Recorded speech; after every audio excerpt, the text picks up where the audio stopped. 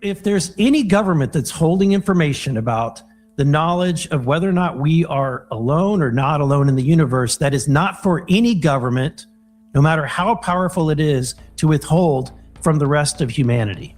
The observations involve a total of 7 creatures, generally similar in size and general body shape to those described by the witnesses in Varginha, Brazil. If we saw a tape of an NHI of a being, would we even believe it? I mean, with my experience, there was a moment of ontological shock. I'm not gonna lie, I'm not a crier, okay? But I cried like a baby. But then I got over it, and we moved forward, and life is a pretty amazing thing. I believe it. I do believe it. I believe these people are telling the truth. And I do believe these doctors are telling the truth about what they're finding with non-human biologics. Do not abandon us again. Allow the truth to emerge. Summon the courage to disclose it.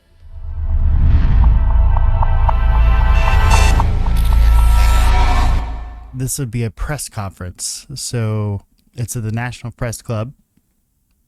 James Fox has encouraged streaming, which is really cool. Not trying to make a buck off of it. He's just trying to get the information out. Granted, he's got the incentive of his documentaries are about this stuff. However, this is a free event at the National Press Club. In fact, if you were to go there in DC, you wouldn't even have to pay to get in. Completely free. You wouldn't need a press pass. You wouldn't need anything. So we are going to cover it. We're going to cover it through the News Nation site because, of course, they have volunteered to cover it. One of the few, actually, one of the only news stations that's covering this live. So we're talking about the Varginha case, where apparently there was some type of a crash. It is being debated whether it was a crash or it was some kind of attack because of the, say, very swift military response to the supposed crash. But he's going to bring in individuals from that case. He's going to bring in Senator Eduardo Guerreiro, which has been a member of the Brazilian Federal Senate since February 2019. He represents the coastal state of Ceará in Brazil. He's going to bring in the Dr. Italo Venturilla. You've probably been hearing a lot about this gentleman who has come out and said that he was in the room. He's a neurosurgeon. He was in the room when the alien got brought in the Varginha case. But he's been out there he's been out there giving interviews talking about his instance with this alien, how he was actually in the room with it. He's still an active neurosurgeon in Brazil. So if he's lying, we have a neurosurgeon going around lying about talking to aliens, which is really weird. And then we have Dr. Armando Fortunato, is a physician working primarily in forensic medicine. He's one of the leading experts in that field. He served as a forensic pathologist and criminal medical examiner for the police more than 3 decades, conducting numerous autopsies. He also has a law degree and served as a court-appointed medical expert in several judicial districts. He was elected city councilman in Varginha for 2 terms and served as president of the Medical Association and municipal secretary of health of Varginha. So that's a pretty credible witness there. And then Carlos de Souza, he was a witness to the crash. He's a former businessman and currently a geography teacher. He is also taught at the University of Sao Paulo. Mr. de Souza is an ultralight pilot, which he has enjoyed for many decades. There's also going to be additional short video statements to include 4 of them from firsthand witnesses who were denied visas to attend the press conference. Witnesses who spent time in the presence of non-human beings. They're going to be talking about numerous intelligence insiders that have come forward, often under oath, to report an ultra-secret special access program engaged in the recovery and analysis of both crashed vehicles and biologics, defined in this context as biological specimens or bodies of non-human origin. Goes on to say there's no risk to national security, and there's going to be some additional attention paid to whistleblower protections, because at this time, whistleblowers really don't have many protections. Not for this case, not for these cases. In other cases, they do, but not in these cases. Oh, Ross, are you there? Yeah, it's the normal snafu. Okay, well, yeah, looks like they're having Yeah. a couple difficulties. At least they're getting these ironed out before the hearing starts. This is that fantastic Okay, live ladies and coverage gentlemen, brought to us by News obviously Nation. the- The National Press Club would go live, but doesn't look like they're covering this. Yeah. So, Weird. There's been a lot of talk about this non-human biologic thing being exaggerated. How how it might be some type of scientific research that we did in zero gravity, which would mean, you know, in an area of space with zero gravity, and that non-human biologics may mean some type of biological experimentation that we did in space. Now, nobody's clarified that. But now these folks in Brazil, they have the old school. I mean, this was, you can see, we had old, like, full-on NHI alien contact. They don't look like angels, but that doctor and James Fox's testimony said he looked like an angel. So maybe, I don't know, maybe they're cuter in person. I don't know. Didn't look like an angel to me. Looked more like what you would think of as like a demon. But you know, beauty's in the eyes of the beholder, I suppose. There really is next to no whistleblower protections for this issue. Like when you listen to a lot of folks that have had to whistleblow and come forward about things in our own government, if you listen to the interviews, you find out like half the time they're talking to staff.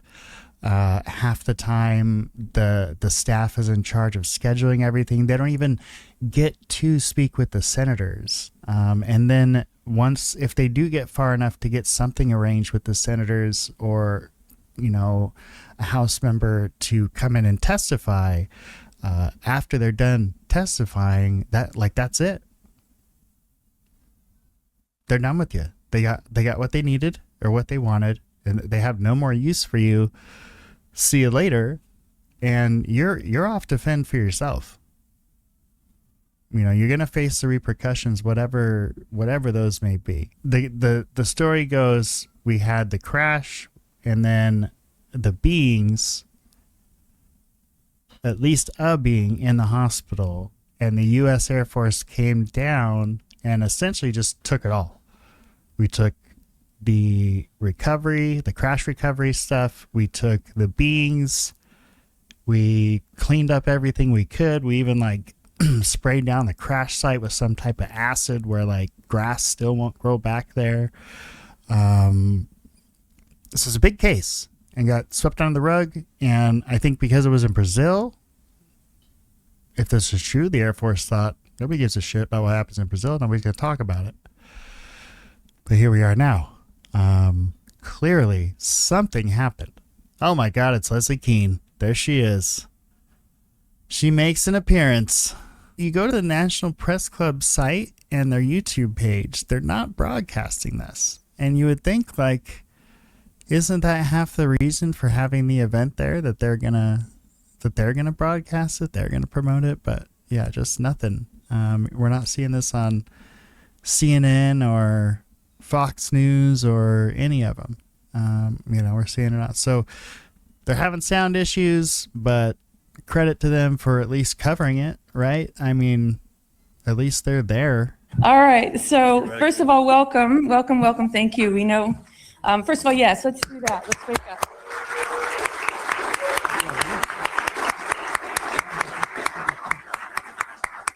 Thank you. Some people came a very long way to be with us today. Some people got on flights early this morning. Some people drove for many hours in a car. So for everyone who didn't get enough sleep last night or is jet lagged, thank you for your sacrifices. We're very, very happy that you're here with us today. So my job right now is just like an airline flight attendant to tell you where the emergency exits are and how this is going to go. So the first thing is that we are going to read some written statements today. And I know cue collective eye roll, but we're just doing that to set the table. All right, so it'll take us about an hour to move through all of them. The good news is we all read pretty well, so it shouldn't be too torturous. And after the hour is over, you might run a little bit longer than that. We're going to take a 15-minute break, let everyone have a bio break or move around, move your body. Then we'll bring you back in for Q&A. The Q&A will go for an hour as long as it needs to. And then we can be here together until 5 o'clock. So we don't have to feel anxious about the amount of time that we have. We can be chill about it, and we want everybody to have a chance to come up ultimately and meet the presenters here. So know that you'll have plenty of time to do that. What else am I going to say? I think I just did it all. QR codes. The QR code. So that was, we weren't quite sure when to do that. Rumor had it QR codes were on the wall, but they're posted on walls. all right. And so the QR codes are for the videos. Is that right? Yes, to download the materials. All right. So she just said it. So we have QR codes on the wall if you want to download the videos later. All right. We good? Everybody else okay? Yes, we're ready for this? All right. James, you ready? Ready? Let's make it happen. I'm Karin Austin. I'm the managing director at the John Mack Institute and the Center for the Impossible at Rice University. Together with founder Dr. Jeffrey Kreipel and Amanda Foke, head of special collections at the Woodson Research Center, we are spearheading a large-scale metadata research initiative to better understand the patterns of human experience related to the phenomenon. Today, though, I'm here in service to this with all my heart and love and support. It's a pleasure and an honor to be with you.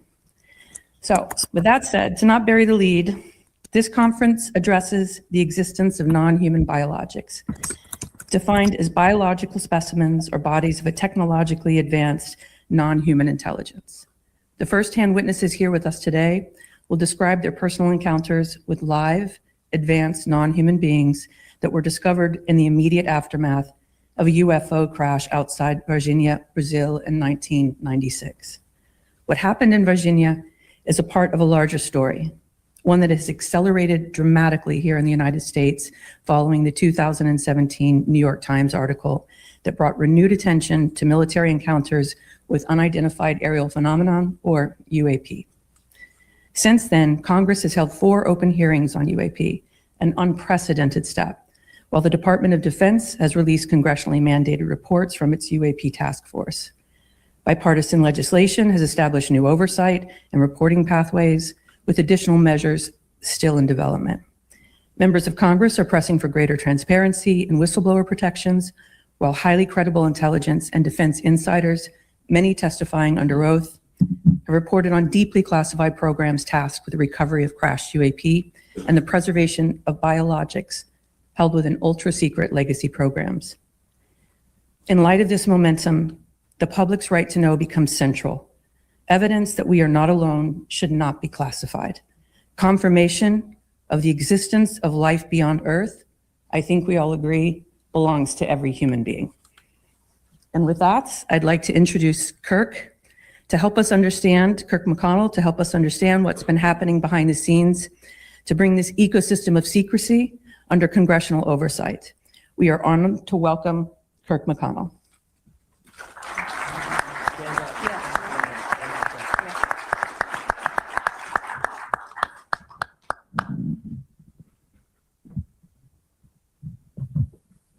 Hi. I served for 37 years on the staff of the Senate Armed Services Committee, the Senate Intelligence Committee, and the House Intelligence Committee, retiring from government service almost 2 years ago.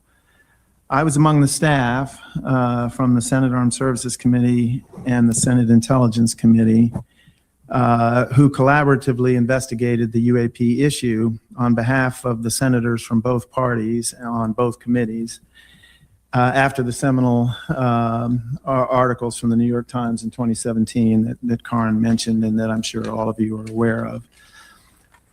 As extraordinary as the claims sound of the witnesses that you will be hearing from today about a crash retrieval and the recovery of non-human beings from Varginha in 1996, behind the scenes, similar reports have reached senators and staff conducting the investigation that I referred to. Many of you in attendance today or tuning in to this event are familiar with the public statements of now Secretary of State and National Security Advisor Marco Rubio, who has been very outspoken on this matter. As Vice Chairman of the Senate Intelligence Committee, he clearly conveyed how seriously he takes these allegations. He and other senators held meetings and interviews in so-called sensitive compartmented intelligence facilities, SCIFs, over a period of years with very credible sources reporting both direct and secondhand knowledge of the reality of highly intelligent non-human beings. Government retrievals and reverse engineering of craft not made by human beings, and the recovery of bodies of non-human beings. These reports alleged hidden government activities like those you will hear about today, stretching across many decades. What these folks are going to tell you today in person and remotely are astounding, but they're not the only credible testimony about such events. Thank you. I should also make a note here, we're potentially expecting Representative Burleson. Is that true? Yes, she said it's coming. Okay, so there may be a moment where everything pauses and we hiccup and we bring Burleson on stage. So just bear with us if that happens, and hopefully it will. Anyway, thank you, Kirk. We look forward to hearing your closing remarks. Next, I'd like to introduce Dr. Jacques Vallée, remotely. Unable to attend the event in person, he generously agreed to record a statement for us. Jacques is a renowned scientific investigator, a cultural icon in this field, and one of its most influential thinkers. Good afternoon. My name is Jacques Vallée. I'm speaking at the request of Mr. James Fox, because a few years ago I initiated the system of multiple databases used by a DIA-sponsored program at Bigelow Aerospace as a cleared member of a scientific team charged with study of UFO, UAP phenomena. The data warehouse system contained data about 260,000 screened reports of anomalous objects in flight, and hundreds of reports of creatures, live or dead, associated with crashed or landed vehicles of unknown provenance, including some similar to those in Virginia, thus providing useful multinational and historical context. My current research is taking us to deeper levels with new on-site analytical and physical research on historical cases, such as the 1945 case in San Antonio, New Mexico, the 1964 case in Socorro, New Mexico, also, and the 1965 case in Valençol in France. In those and several others, new physical and environmental data was collected. The observations involve a total of 7 creatures, generally similar in size and general body shape to those described by the witnesses in Virginia, Brazil, and by Mr. Fox, providing both context and statistical support for current and future findings. In particular, all the creatures just mentioned breathed air normally. Beyond this, I currently serve in a private capacity on the Scientific Advisory Board of the French Government National Center for Space Studies, CNES. That unit has actively researched the UFO problem since 1975, including national cases of close encounters with the presence of occupants, a number of which I have also studied on site. It should be clear, however, that I do not represent any of these government organizations in this or any other context.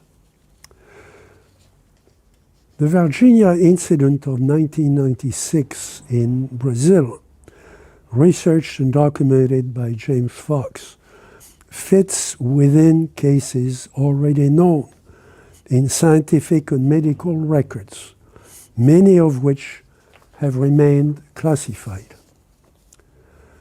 Relaxing the classification requirements while preserving security of essential facilities such as the nuclear labs would make it possible to inform and enlist the scientific community at a higher level.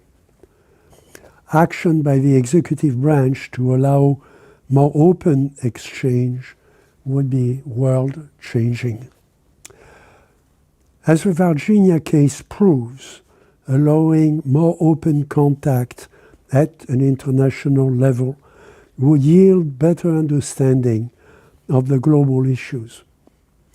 The current segmentation of the data hinders any serious research into what appears to be an extraterrestrial phenomenon empowered by advanced artificial intelligence. Open archives do exist to some extent, describing the physical and biological environment of the crafts and their occupants. Socorro and Valensol in particular, two unclassified cases officially deemed unidentified by multiple government agencies, have yielded evidence of traces, recovered materials, and environmental effects. But we know that much more is available. The Varginha case presents exceptional new knowledge beyond what was already known. It improves our information in two fundamental ways. First, in the ability to reconstruct what happened to the craft and its occupants from beginning to end. And second, in the professional description of the anatomical and behavioral features of the live creature recovered by authorities within a short time of the crash and to the point of its death. By this achievement, James' long and perilous project has opened up an entirely new field of research. James Fox.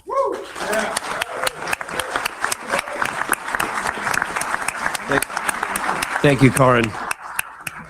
And welcome, everyone. Thank you so much for being here. And there was a colossal undertaking to get these gentlemen from Brazil here.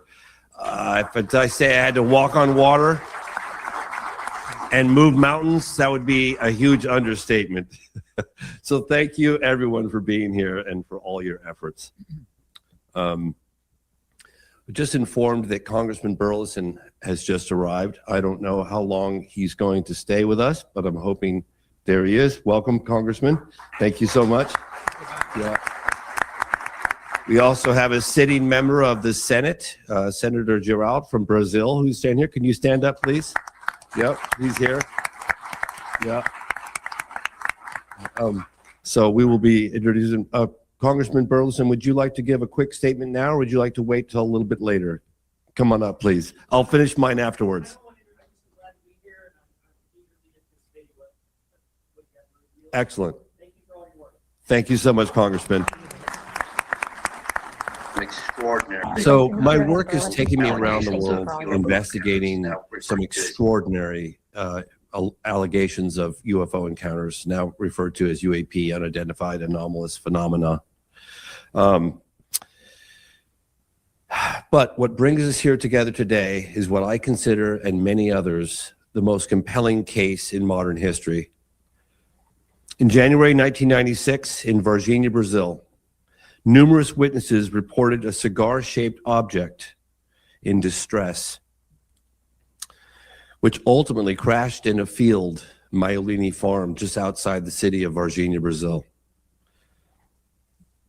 Several days later, on January 20th, 3 girls outside the city, ages 14, 16, and 21, came within a few steps of an otherworldly creature cowering in broad daylight against a wall in a vacant lot. Over time, it was revealed that the Brazilian Fire Department and military police captured 2 non-human beings on that same day.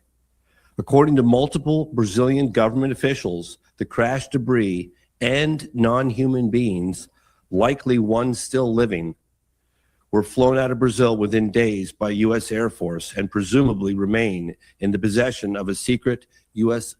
government classified research program.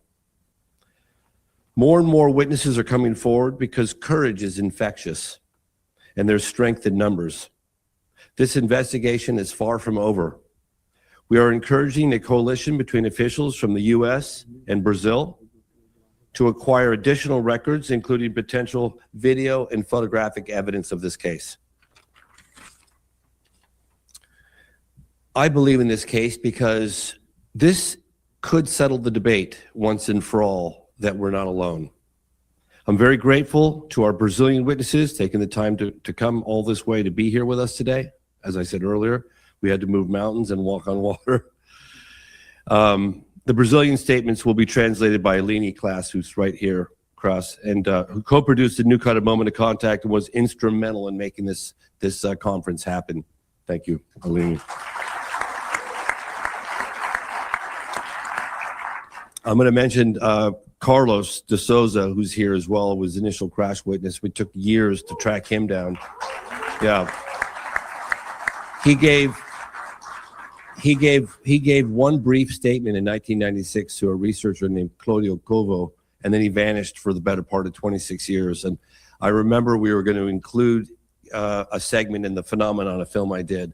And at the end of the day, we were like, we got to find more witnesses we scrapped the whole idea and ended up making a movie. But we found him, and a year or two later, we got him to come forward and share his story. It's one of the earliest civilian witnesses to the event surrounding the Varginha crash. He's a former businessman, a longtime geography teacher, and an experienced ultralight pilot. Carlos made one public statement, as I said earlier, and then he vanished. So we're very grateful to have Carlos here with us today. Carlos, please. Grande prazer estar falando hoje com vocês. Good day, ladies and gentlemen. It is a pleasure to speak with you today. Me perdoe pouco o nervosismo que filme passa na minha cabeça nesse instante da minha vida inteira. Forgive me, I'm a bit nervous. This movie of the scene just plays in my head all the time.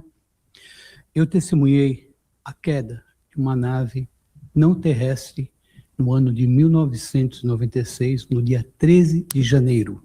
I witnessed the crash of a non-terrestrial craft on January 13th, 1996. Eu viajava de São Paulo para a cidade de Três Corações.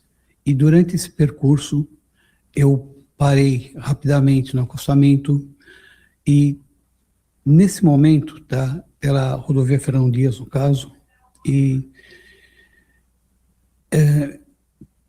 porque eu iria a um encontro de pilotos de ultraleve, que eu era recém-formado. Como piloto, então eu iria encontrar os amigos.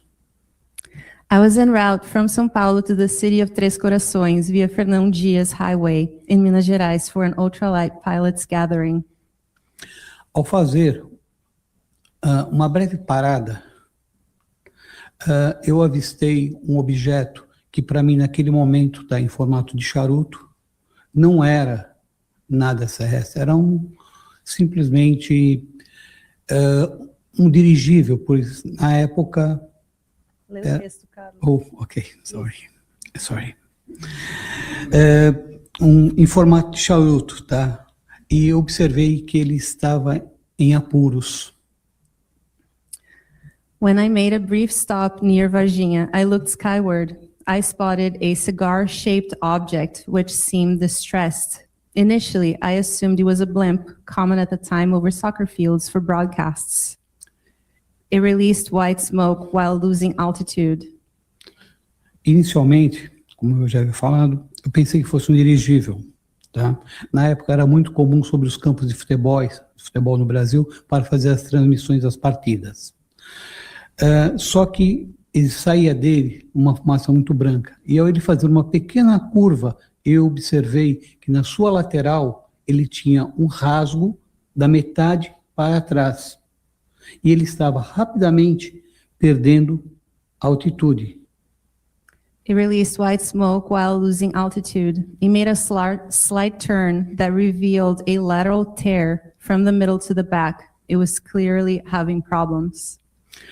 Que os ocupantes estariam em graves problemas, porque só quem é piloto sabe o desespero que dá você estar numa nave com problemas ou numa aeronave com problemas. Entrei no meu veículo rapidamente e comecei a acompanhá-lo através do para-brisa até o seu local da sua queda. Na esperança, na verdade, de ajudar quem estava lá dentro. Only a pilot would know the difficulty of seeing a craft in trouble. So he quickly realized that the occupants could be in deep trouble. I got in my car and followed its trajectory towards the crash site, hoping to be able to help.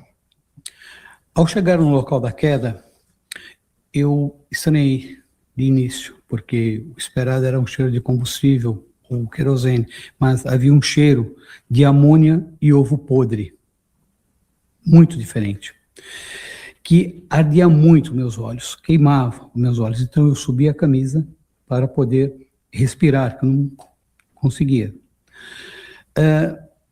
Metade da nave desse objeto, tá, que no caso para mim ainda era um dirigível, estava encostado numa árvore, e a outra metade traseira eram vários destroços. When I got there, I smelled a foul odor, like ammonia with rotten eggs, burning my eyes. Half the craft remained intact by a tree, and the debris of the back part was scattered everywhere. Nesse momento, rapidamente, chegou vários veículos militares. Multiple army vehicles arrived promptly.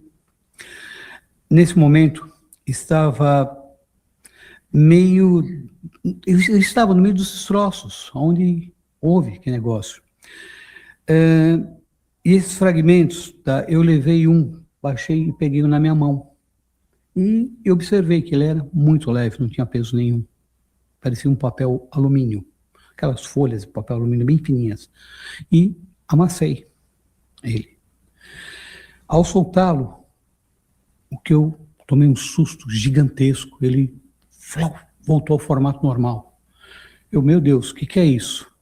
At that point, I was in the middle of the wreckage, and I picked up a lightweight fragment resembling aluminum foil. I crumpled it in my hand, but when I let go, it instantly resumed its shape. Nesse exato momento, um soldado do exército, da ESA, ser mais preciso, no Brasil, veio em minha direção com um rifle, tá?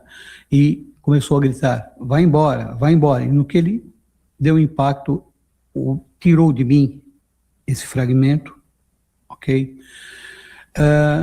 E eu respondi para ele, não, eu não vou. Tem gente caída lá, machucada, que para mim até aquele momento não fazia sentido o cenário. Para mim era, ele vai embora. Vai embora. Eu falei, não, não vou. Ele deu um passo para trás, levantou a arma, engatilhou, apontou para minha cabeça.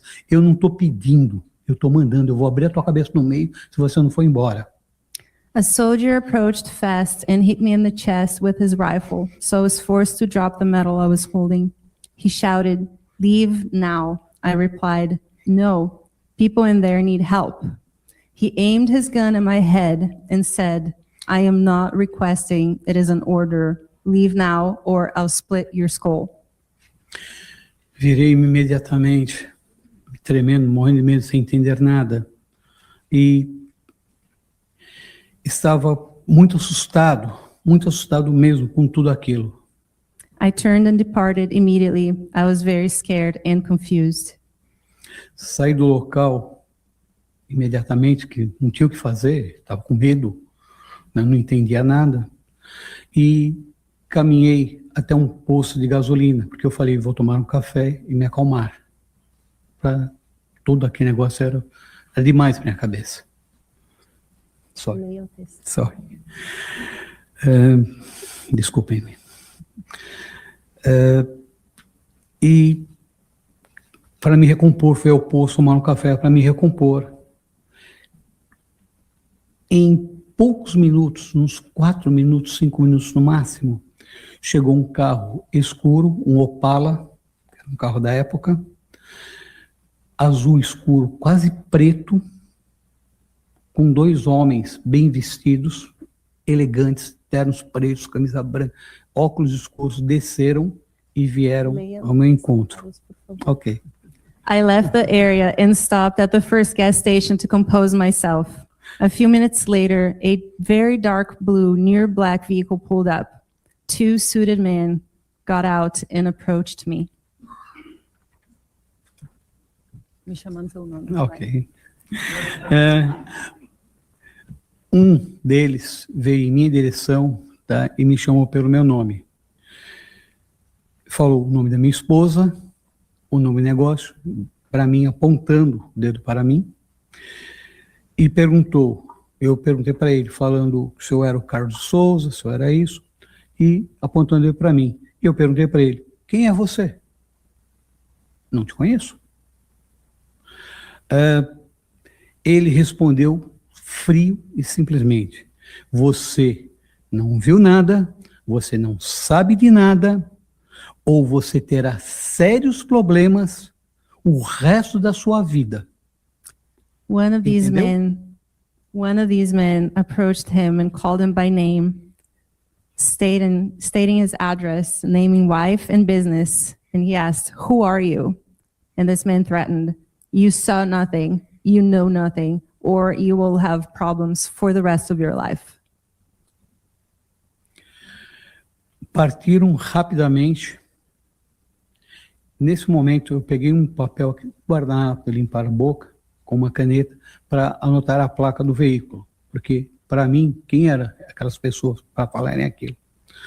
Só que ao chegar na porta do estabelecimento que eu estava tomando café, quem falou que o carro tinha placa? Não havia placa no veículo. Eles simplesmente partiram. They departed swiftly. I grabbed a napkin to write down the license plate, but there wasn't one. Imploro a todos os presentes aqui, após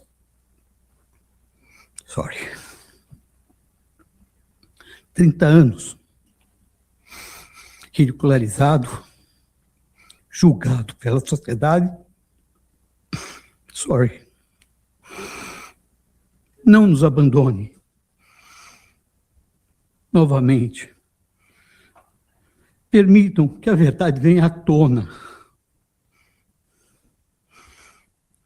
Tenham coragem de falar a verdade para nós. Eu não sou louco. Ninguém é louco aqui. Tenho família com qualquer um. Por favor, falem a verdade àquele que sabe, às autoridades. Só peço isso. Obrigado. I implore the authorities and people present, after 30 years of ridicule and societal judgment, Do not abandon us again. Allow the truth to emerge. Summon the courage to disclose it. I want to say that we tracked him down, specifically my team, Marco Leal in Brazil, and begged and pleaded with him to come forward after silence of 26 years. He's never asked for a dime. He's not trying to sell anything. Like, wow. Thank you, Carlos. Thank you, Carlos.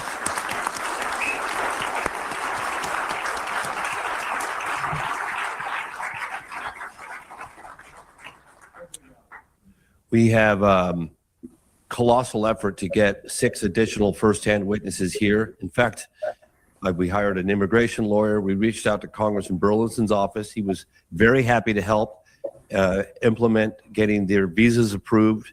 He was working diligently, his office. He put it on one of his best people. And unfortunately, 6 visas were denied. So we rushed back just a couple of weeks ago. Alini and myself, covert mission, went back to Brazil with the help of the local government and got access to an official building with a podium and flags. And we recorded statements from all those that had their visas denied. So that's the story behind why we're presenting it. They wanted to be here in person. They tried everything to be here in person. Eu juro que o que eu vou dizer é simplesmente a verdade e nada mais do que a verdade. Meu nome é Fábio Furtado e em janeiro de 1996, eu e meu amigo que estávamos na fazenda que trabalhávamos em Três Corações, vimos um objeto voador não identificado. Um objeto que não era normal para a época, uma coisa que a gente nunca tinha visto. Ele fez movimentos sem nenhum tipo de curva, subiu e desceu, fez um Z no ar e desceu atrás do morro, na frente da nossa fazenda que nós morávamos e trabalhávamos em 96. O objeto ele era cilíndrico, era o tamanho mais ou menos do micro-ônibus, e o movimento que ele fez no ar, eu nunca vi se repetir isso, nem nos dias atuais, nas aeronaves mais tecnológicas que nós temos hoje. Aquele objeto fez um pouso, e no dia seguinte, eu fui lá para conferir, e vi um amarelado no chão. Ali eu tive aquela certeza, percepção, que aquele objeto não era desse mundo. Juro dizer a verdade, nada além da verdade. Sou Kátia Xavier, uma das 3 testemunhas do caso Varginha. Eu estive a 2 metros de uma criatura. Foi dia 20 de janeiro de 1996. Eu, Liliane e Valquíria estávamos juntos, passando nesse terreno, e tivemos cara a cara praticamente com uma coisa muito estranha, um extraterrestre. E assim, ele me passou muito medo. Ele era marrom, dos olhos vermelhos, com a pele oleosa, uma cabeça grande, com 3 dedos na mão, um pé grande. E aquilo mudou muito a minha vida, transformou a minha vida. E me passava que estava sofrendo naquele lugar, que era que ele pedia ajuda para mim. Eu não conseguia me mexer, olhando para ele e tentando pegar alguma coisa a mais. Então, eu já ia para a direção dele, tipo assim, eu vou ajudar ele, né? Não pensei assim em consequência. Eu vou ajudar essa criatura, essa pessoa. Quando eu fui para tomar essa atitude, a Liliane voltou, pegou no meu braço e me puxou. Foi aonde eu me desliguei completamente. Mas aí já não era mais aquela Kátia. Era totalmente diferente. Por quê? Porque, assim, me transformou. Me deixou, assim, com sequelas de que, poxa, por que eu não fiz algo? Poxa, por que pegaram ele? Por eu ter falado, pegaram ele, fizeram o que fizeram com ele. Então, isso ficou marcado em mim. Porque eu sinto essa criatura junto comigo a todo momento, aonde eu vou. Então, sempre vou dizer a minha verdade. Em janeiro faz 30 anos a história. E eu nunca mudei nenhuma sílaba e nunca vou mudar. Porque essa é a minha verdade. Eu juro que eu vou dizer aqui agora é a verdade, somente a verdade. Meu nome é Liliane Silva, tenho 46 anos, sou professora na educação infantil. No sábado 20 de janeiro de 1996, a mais ou menos às 3h20, eu, Valquíria e a Kátia, ao cortar caminho, vindo do trabalho, observei no muro uma pichação, onde embaixo dessa pichação de uma trave de futebol, eu avistei uma criatura, estatura baixa, com os olhos vermelhos, a pele marrom, como se tivesse passado um óleo, umas veias que saíam do pescoço até o braço, né? E quando que eu avistei ali, eu tive uma sensação, assim, terrível, como se o mundo tivesse parado. Foram minutos, mais minutos, assim, que passou um filme na minha vida. Na hora que eu gritei para avisar as meninas.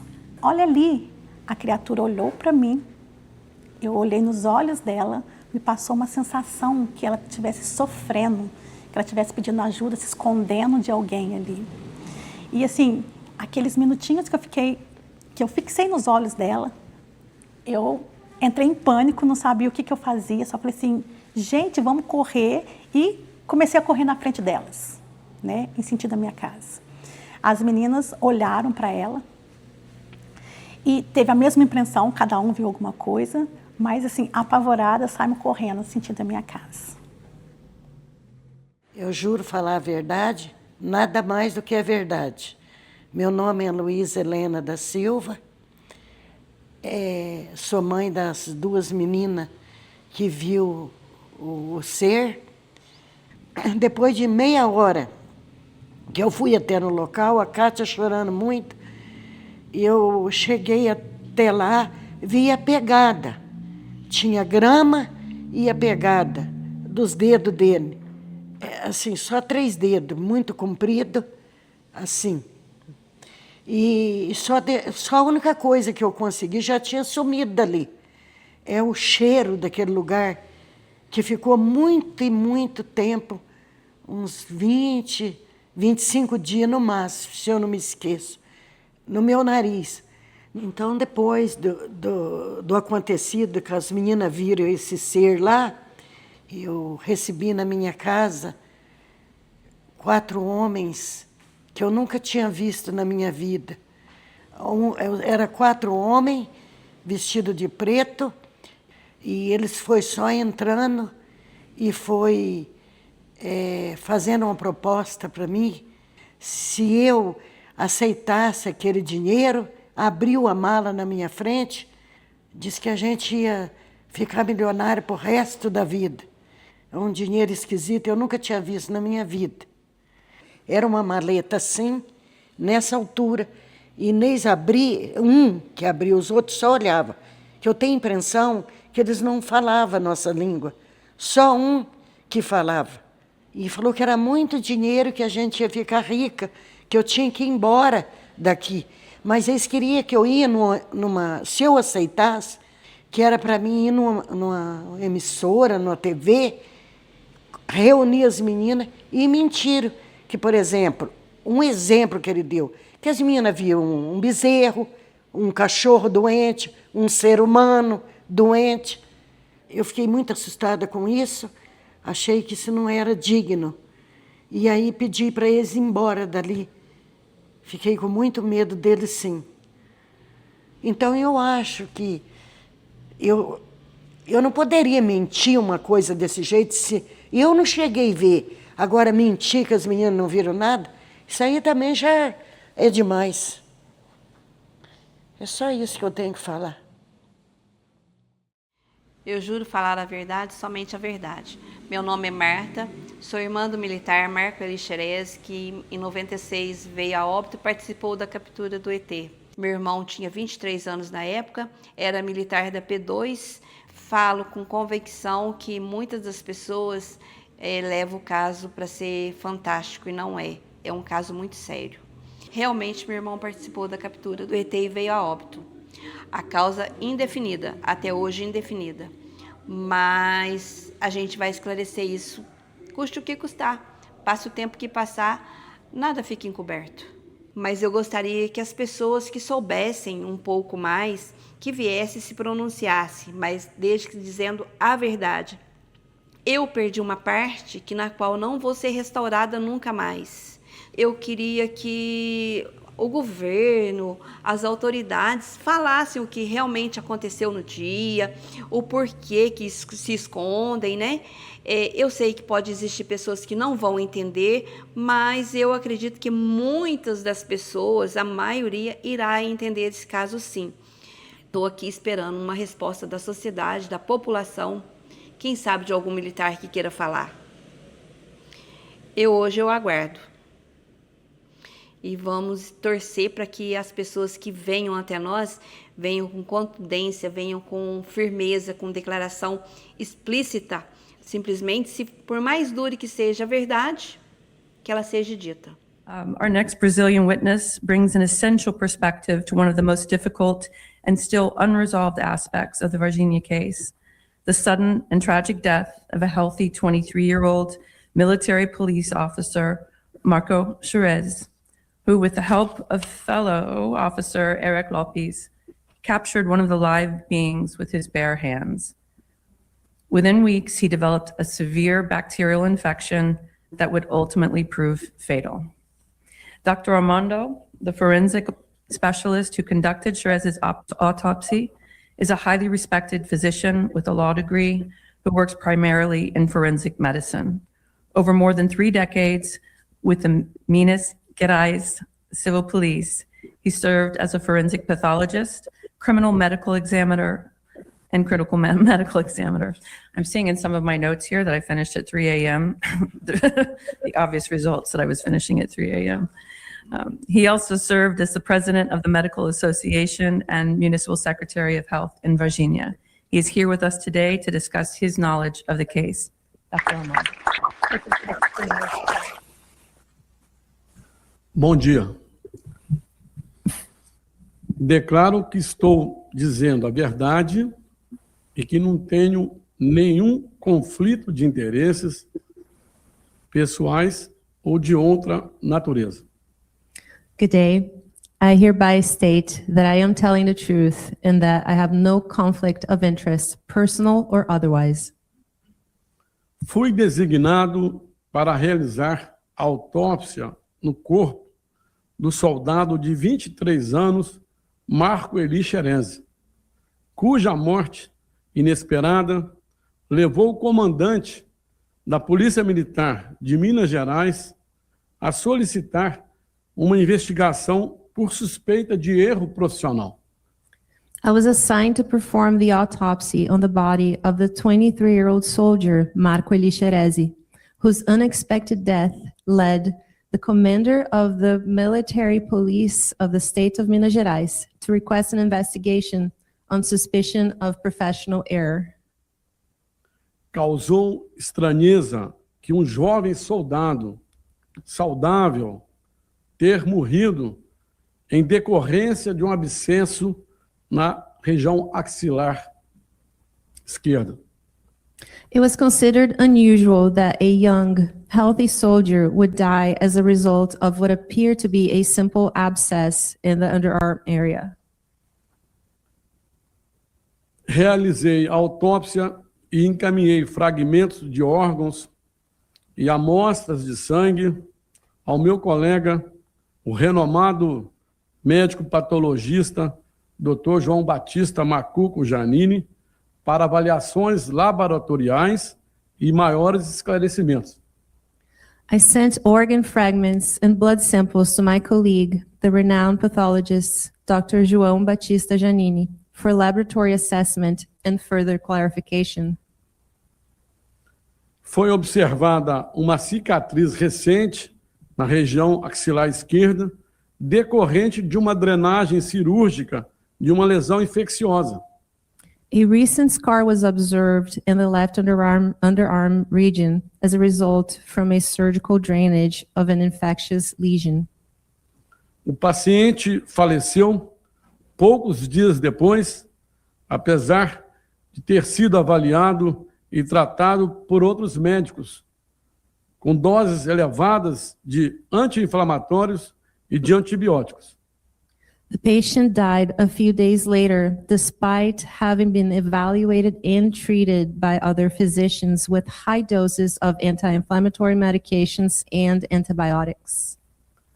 Como tratava-se de uma bactéria altamente virulenta e multiresistente, a infecção evoluiu rapidamente, espalhando-se pelo corpo, resultando em choque séptico e na morte do jovem soldado. As the infection was caused by a highly virulent and multi-drug resistant bacterium, it progressed rapidly, spreading throughout the body and resulting in septic shock, eventually leading to the death of the young soldier. Infelizmente, o médico patologista Dr. Janine não pôde participar desse nosso evento pela idade avançada, mas fez questão de elaborar uma declaração por escrito, que foi traduzida para o inglês para ser apresentada a todos vocês, hoje, nesta data tão importante, nesta conferência. Unfortunately, the pathologist, Dr. Giannini, was unable to attend our event due to his advanced age, but he prepared a written statement that was carefully translated to present to you today. Quem vai fazer a leitura? We'll invite Mateus over to the stage to read the statement for you guys. Most honorable ladies and gentlemen, distinguished authorities, scientists, and representatives of the institutions gathered here. My name is João Janini. I am a professor and doctor with specialization in anatomic pathology. I worked professionally for 60 years, during which I performed more than 50,000 autopsies, conducted over 1 million microscopic analyses, and served as a preceptor to more than 200 postgraduate students. I carried out academic activities at 3 higher education institutions: Fluminense Federal University, the Federal University of Rio de Janeiro, and the University of Brasilia, where I held the position of associate professor. In the southern region of Minas Gerais, I founded the Institute for Prevention and Diagnosis, IPD, where I developed and implemented programs focused on cancer prevention. The access granted to me was limited exclusively to tissue fragments collected during the autopsy of the body of soldier Marco Eli Sherezi. Subsequently, I received circumstantial reports presented by gentlemen ufologists who requested a review of the previously mentioned material. Based on these reports, I prepared my conclusions focusing exclusively on the identification and analysis of the bacterium responsible for the infection that affected the soldier. This bacterium proved to be a microbial agent of extremely high aggressiveness and lethality. Given its characteristics, I understand that it goes beyond the limits of a conventional infection, possibly presenting itself as a highly specialized mechanism of aggression and defense, which raises the hypothesis of its alien origin. We are currently awaiting the necessary legal procedures for the exhumation of the body, with the expectation that advanced studies in molecular biology may provide new evidence regarding its mechanisms of aggressiveness, corroborating the hypothesis that it is an organism of extraterrestrial origin. If confirmed, such a finding would represent unequivocal proof of the existence of extraterrestrial life, implying a profound global reformulation of our philosophical understanding of existence. January the 8th, 2026, Varginha, Dr. J. Giannini. Good morning. My English is not so good, so I would like to, Aline will help me. É uma honra ter recebido o convite seu, James Fox, para estarmos aqui hoje. It's a great honor to have received the invitation from James Fox to be here today. Eu não vim em nome do Senado do Brasil. I did not come representing the Brazilian Senate.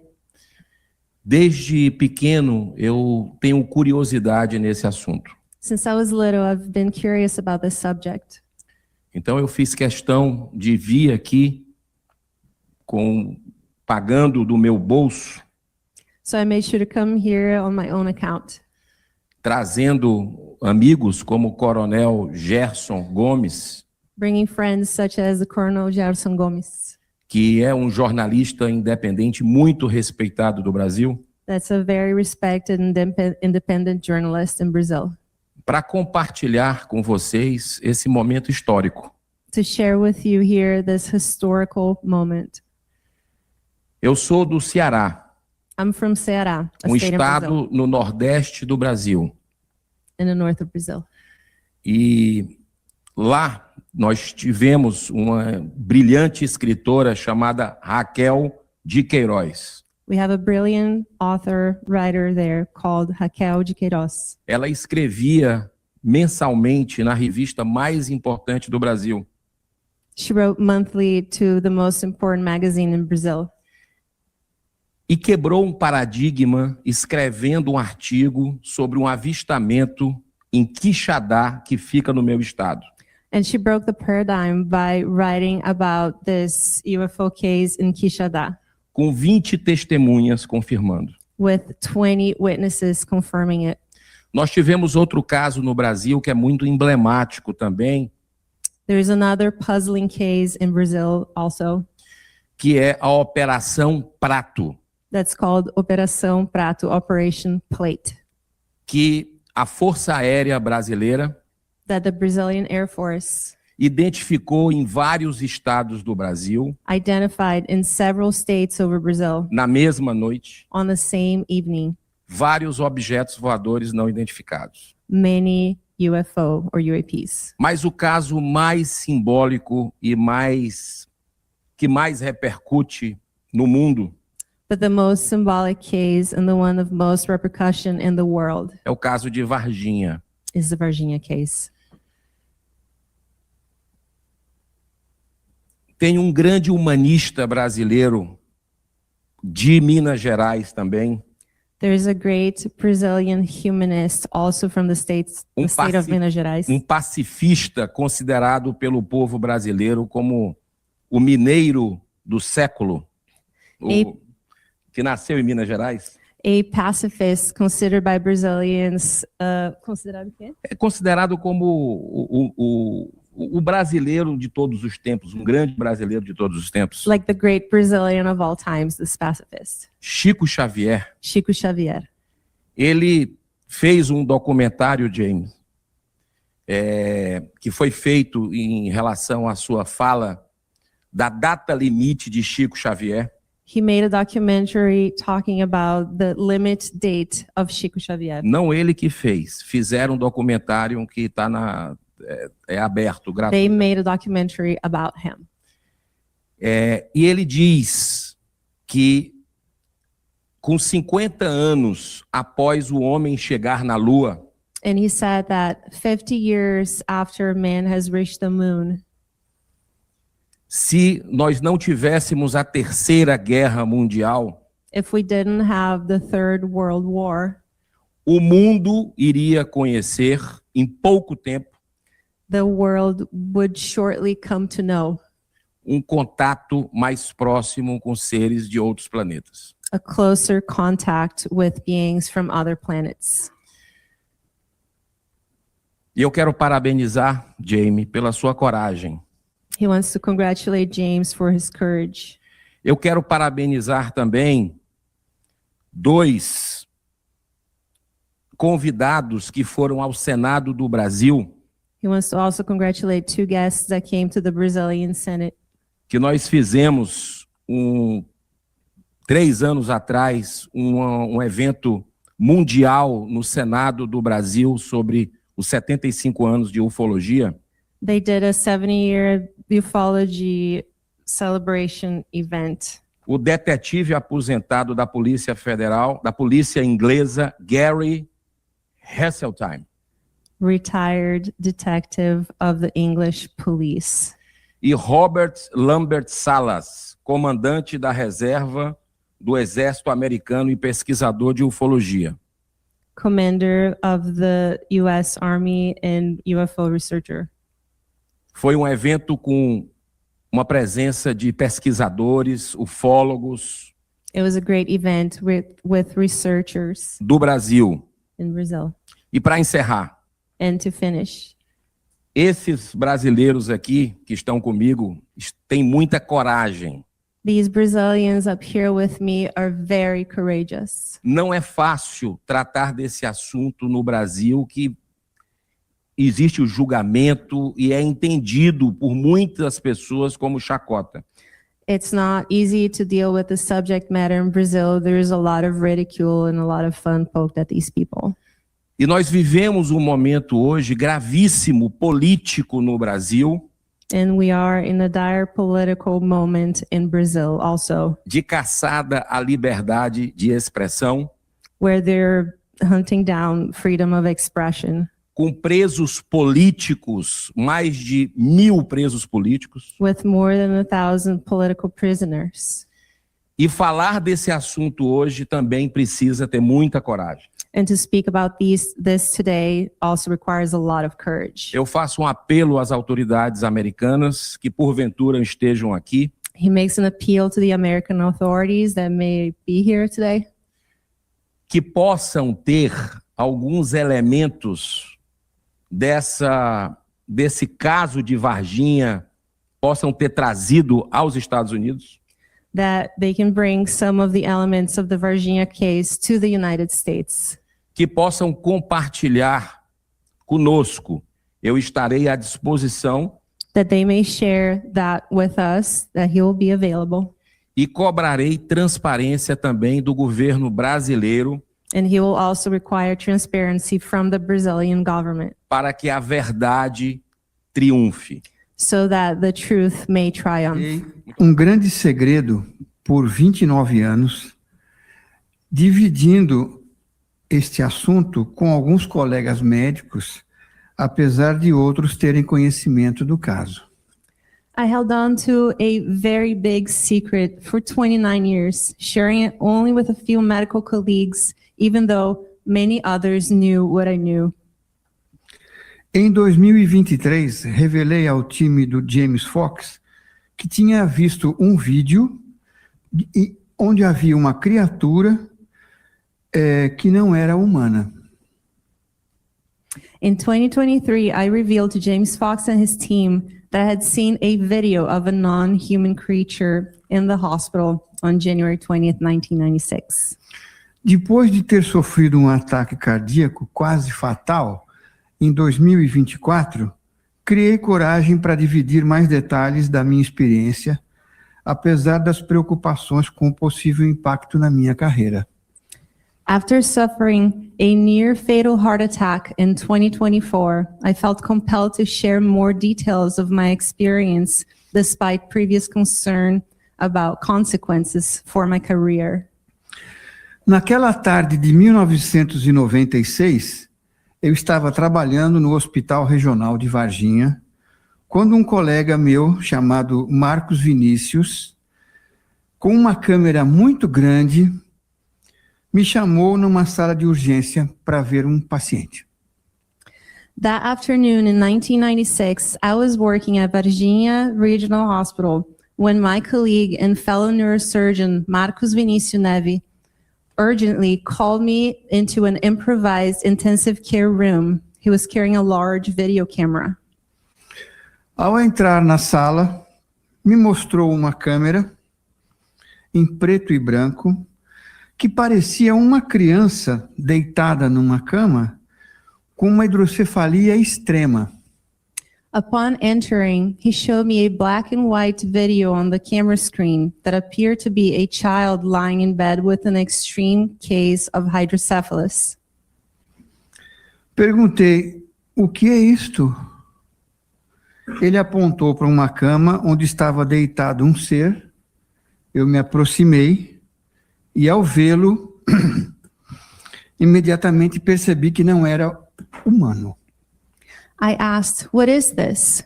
He pointed past the makeshift partition where a being was lying. I got closer. The moment I looked at the being, I immediately knew it was not human. Olhei para ele primeiramente com a perspectiva médica.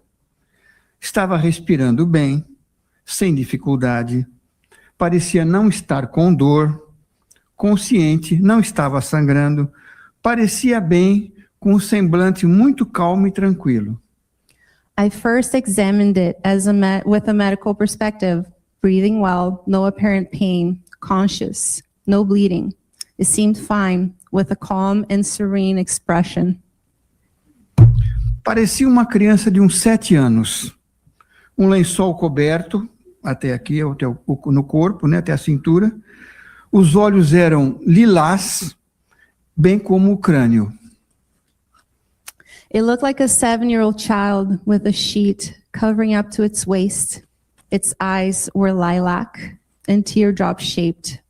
The cranium was also teardrop-shaped. A pele era branca, os braços bem finos, 3 dedos, com o polegar opositor, não havia mamilo e uma boca pequena. The skin was white, the arms were very thin, and the hand had 3 fingers and an opposing thumb. It had no nipples and a tiny mouth. Ele olhou para mim, olhou para o céu de uma janela, olhou para mim novamente. He looked at me, then looked at the blue sky through the window as if longing to be there, then looked back at me. E a impressão que eu tive nessa segunda troca de olhar foi que ele tinha completa consciência do que estava acontecendo ao seu redor e da nossa intenção de ajudá-lo. After that, I sensed it was fully aware of what was happening around it and our intention to help. Senti que ele estava agradecido pelos cuidados, que queria ir embora. I felt it was grateful for the care and wanted to leave. A sua serenidade e a presença imponente me levaram a acreditar que eu estava na presença de um nível de inteligência muito elevado. Its serenity and powerful presence led me to believe it had a very high level of intelligence and perception, higher than human beings. Yes. Parecia um anjo, com a compreensão e compaixão em seu olhar, ciente de que estávamos fazendo o melhor que podíamos por ele, apesar das nossas limitações. It seemed like an angel with understanding and compassion in its gaze, aware that, despite our limitations, we were doing the best we could for it. Estou aqui perante vossa presença, com nada a ganhar, tudo a perder, não estou vendendo nada e não estou pedindo dinheiro. I stand before you with nothing to gain and everything to lose. I am not selling anything or asking for money. Ainda trabalho como neurocirurgião. Estou aqui porque, principalmente para as novas gerações, eles merecem saber que há muito mais além do que a nossa existência humana. E eu sou uma testemunha. Thanks.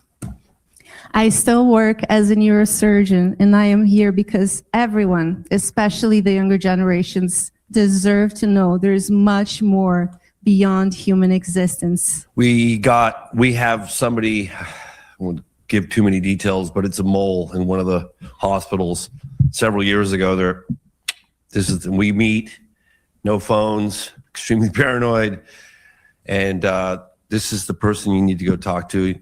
If I were you, I'd go, it's like, this person saw the video. How do you know? Because I'm friends with the doctor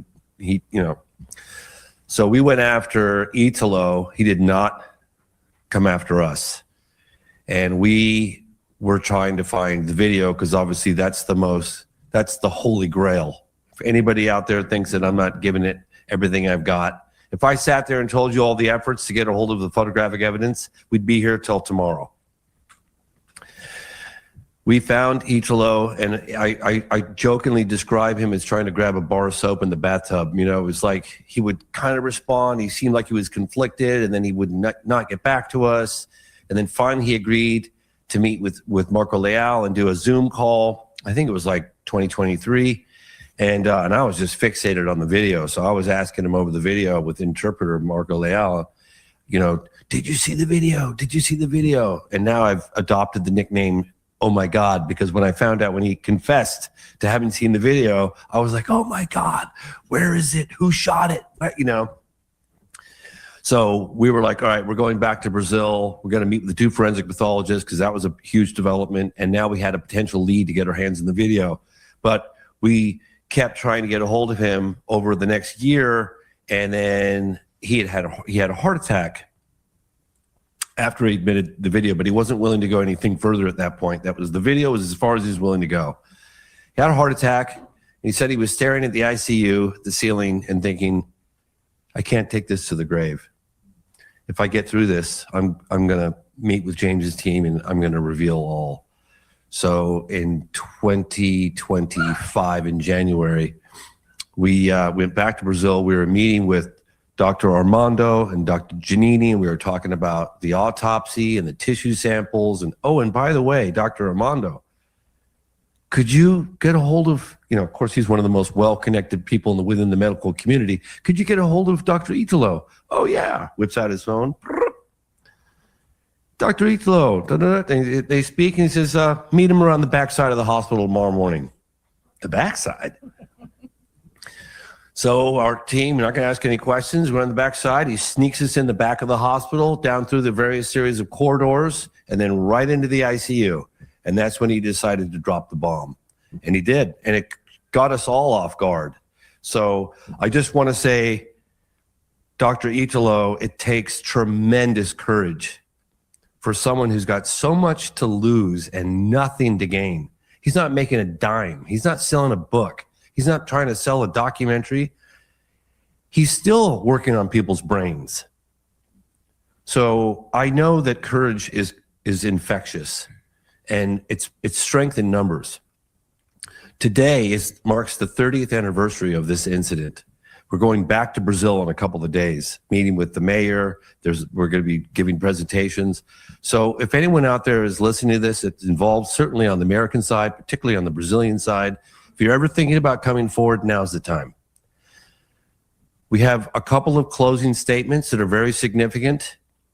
I was contacted anonymously by a gentleman who happens to be sitting right over here, right after I did a big Joe Rogan appearance on this case when the first version of Moment of Contact was released.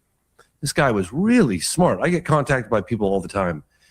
But he was like, yeah, this is where you look, and the flight logs and this, because, you know, there was people coming forward in the Brazilian side saying, yeah, I saw the USAP flight come in. So finally, after like 3 months, anonymous correspondence, I said, excuse me, who are you? And he's like, oh, I'm actually a retired United States Air Force colonel, and I'm also a fighter pilot, and I had a pretty dramatic UFO encounter back in 1980, which coincidentally was covered up. And, oh, okay, that explains it.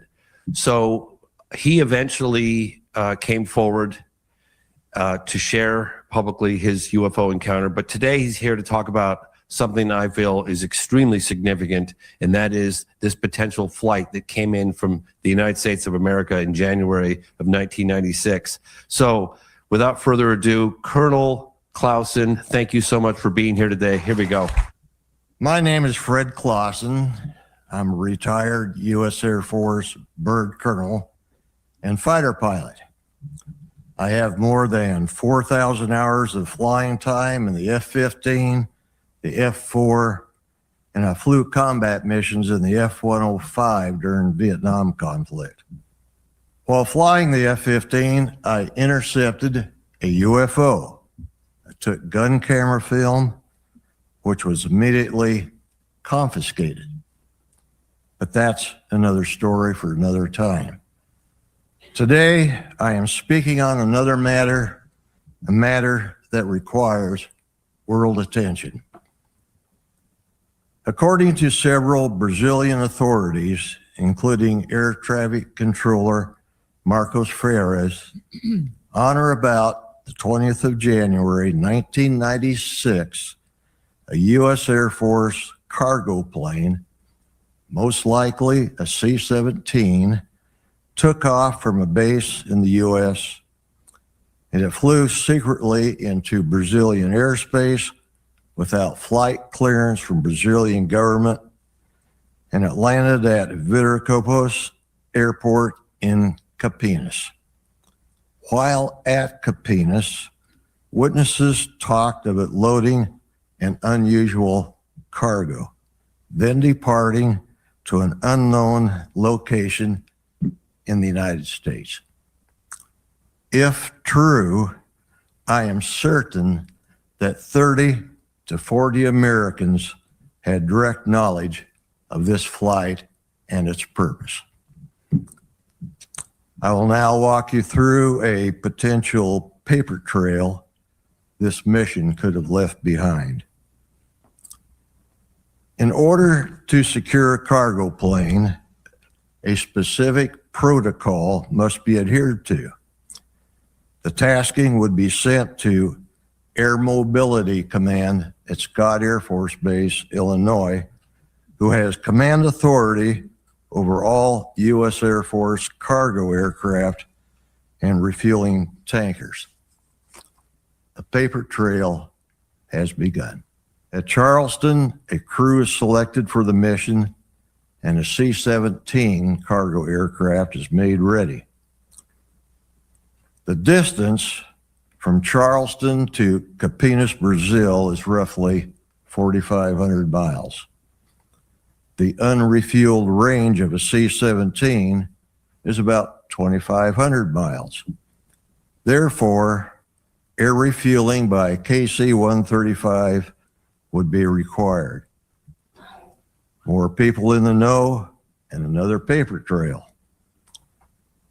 An international flight plan to Brazil is required even if the mission is classified. Paper trail.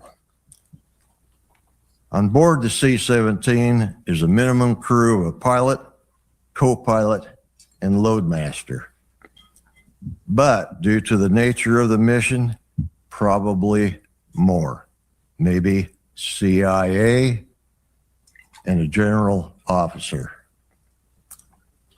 The C-17 lands at Campinas and must be refueled. Who pays for the fuel? And where's the receipt? Before departing Campinas, another international flight plan must be filed. Again, more paper trail. The C-17 flies back to the United States with tanker support and lands at an undisclosed location. As you can see from this possible scenario, I estimate that at least 30 to 40 Americans have direct knowledge of this mission. If you were a participant and have knowledge of the mission, come forward. You're probably retired now, maybe a little older like me, and have languished for 30 years with this knowledge. Come forward. We know this mission happened, and you know it too. Come forward. The time is now. It was because of Colonel Clausen that we actually, our team filed a FOIA request. And that FOIA request is in the latest cut of the film, New Revelations, Moment of Contact, New Revelations. And interestingly enough, we filed it in 2022. We got a response back 3 years later. And it was from the CIA. It was like essentially, you know, because of the 1949 National Security Act, blah, blah, blah, your request is denied. We can neither confirm nor, you know, just blah, blah, blah, blah, blah, blah, blah. So this is why I'm hoping certain members of Congress might consider using their strength to see what you can dig up. That was for you and the rest of you guys. That's why we did this. So James asked me to put something together today in response, in a way, to a segment of his recent film. During, as you'll see if you watch his recent film, you'll see that aerospace engineer Dr. Eric Davis, one of the nation's most respected experts on UAP programs, including classified programs, stated on camera that because of his non-disclosure agreements, NDAs, because of the obligations of his NDAs, he believes that he cannot share further information with Congress about legacy UAP programs without explicit authorization from the executive branch. Eric is not alone in this belief. Many actual and potential UAP whistleblowers have the same understanding of what the law and regulations require of them or prohibit them from doing. So this question of what executive branch employees and contractors are legally permitted to disclose to Congress is actually complex. And it's not so easy to summarize the entire issue of the problems that whistleblowers face in this short segment. But I'm going to try to at least give you an idea of what's at stake and what's involved. Equally complex and far more consequential for individuals is what can happen to those who do choose to report wrongdoing in classified programs that have been deliberately withheld from Congress. I want to outline several key points because Congress and the American people need to hear directly from more people with firsthand knowledge of legacy UAP programs. And right now, we're consistently informed there are many who do want to come forward, who believe Congress and the public have a right to know, but who are deterred by doing so, deterred from doing so by fear. Fear rooted in partially, at least, in misunderstanding of the law, and partly also in the very real examples and experiences of retaliation to people who have come forward. Potential whistleblowers worry about prosecution for violating NDAs, as I've mentioned. They worry about the loss, they're fearful of the loss of their security clearances, the loss of their employment, and other forms of retaliation that are very difficult and costly to challenge, even where formal avenues of appeal exist. It is true that protections for whistleblowers, particularly those handling classified national security information, are often weak in practice, despite the fact that there are laws and regulations ostensibly, well, they were passed and enacted to protect whistleblowers. Sources who possess information about U.S. government UAP activities or who have witnessed UAP events have consistently reported threats to their livelihood and even their personal safety. Harassment in some cases has been severe. It is publicly known, for example, that figures like David Grush and Lou Elizondo, who have not disclosed even firsthand information about legacy programs, have faced clear retaliation. However, and this point cannot be emphasized strongly enough, whistleblowers very likely do not need to fear prosecution for providing classified information about legacy programs to Congress, provided that they do so through secure channels.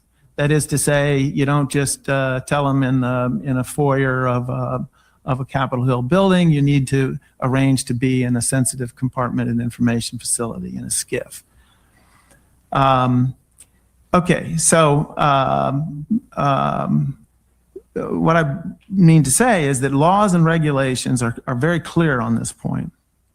NDAs prohibit sharing classified information with unauthorized individuals. But Congress is, by statute and regulations, an authorized recipient of classified information. NDAs cannot legally be used to withhold classified programs or associated wrongdoing from congressional oversight. This is explicit in law and regulation. Furthermore, the executive branch is required by law to report all special access and compartmented programs to Congress, regardless of their sensitivity. Failure to comply with these laws is unlawful and unconstitutional, certainly in the view of Congress. NDAs cannot be used as a shield to evade these obligations. Now, presidents have claimed, in quotes, plenary Article II authority over sensitive national security information. Plenary, if you look it up in the dictionary, means total, unfettered, unlimited, and so on. But this is an inferred power, not an explicit constitutional grant. That is, you don't see language in the Constitution that states this. Congress holds equally strong Article I authorities, entitling it to the information it needs to legislate. I'm confident personally that the government would lose any serious legal challenge asserting that Congress is not authorized to receive sensitive classified information covered by executive branch non-disclosure agreements. In reality, for the reasons cited, although officials may threaten prosecution, as far as I can tell, and those of other colleagues that I've worked with on this, no one has ever been prosecuted for providing classified information to Congress. Such a prosecution would require showing harm to national security, a claim nearly impossible to sustain when the disclosure is made to Congress itself. For these reasons, I believe the government would not pursue legal actions against whistleblowers who provide protected UAP disclosures to Congress in a secure setting. Judges, Congress, and the American people would not tolerate prosecuting individuals for revealing truths that demonstrate Congress has been misled, has been lied to about issues of profound importance. But the fear of such actions, this Alice in Wonderland dynamic, remains a powerful deterrent, and it must be addressed. So what can be done? There is, in fact, a straightforward solution. With the stroke of a pen and a public statement, even a social media post, the president could explicitly affirm that federal law allows protected disclosures to Congress because Congress is an authorized recipient of classified information covered by NDAs. It could be that simple. If the president or his cabinet members will not make this clear, then Congress should. In addition, congressional committees already possess the authority to grant immunity in exchange for testimony. That is to say, NDAs aside, if you appear in front of a congressional committee that has offered you immunity for your testimony, you cannot be prosecuted for doing so. However, even if the threat of prosecution is largely a bluff, other forms of retaliation are real and damaging.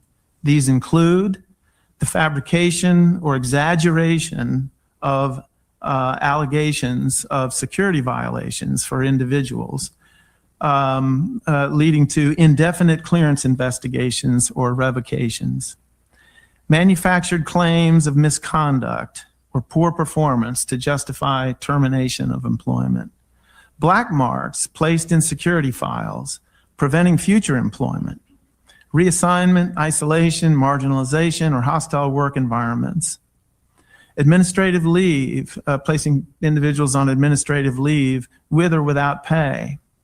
For contractors, sudden, quote, changes to government requirements that simply eliminate their position and their job. And if an individual must take another job during an appeals process simply to survive financially, because it takes months and months and months to grind through these appeals processes, simply to survive financially, they may be forced to take another job. Well, if you take another job, you lose standing to pursue your case, typically. Whistleblowers can face financial ruin, as you can see, especially as legal expenses accumulate. Congress must address this fundamental problem and incentivize potential whistleblowers to come forward by establishing a rapid, assured mechanism to compensate them for lost wages and expenses. Some may ask, understandably, why UAP whistleblowers deserve special consideration over other whistleblowers.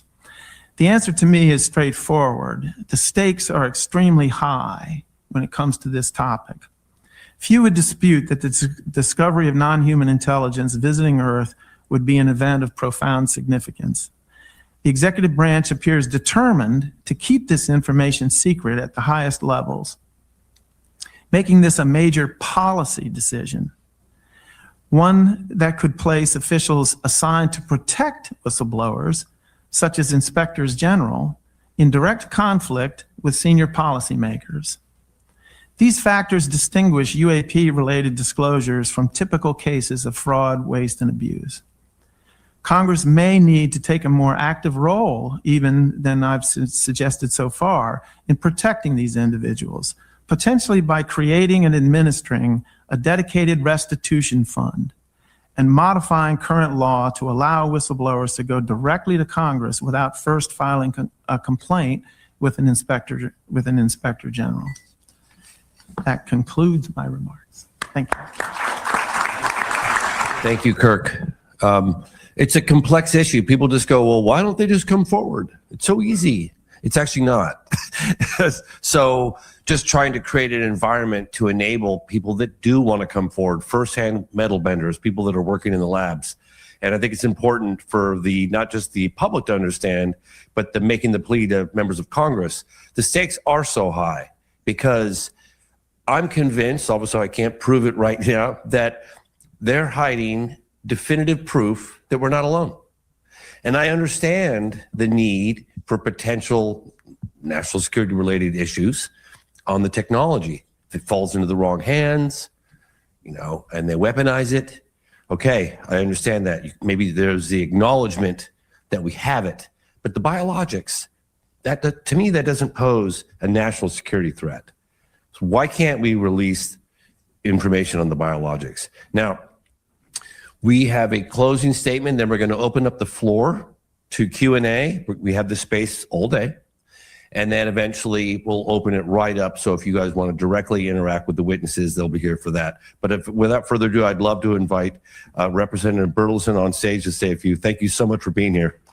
Shortly after the film by Oliver Stone was released about the assassination of JFK, Congress took action and passed the JFK Disclosure Act unanimously.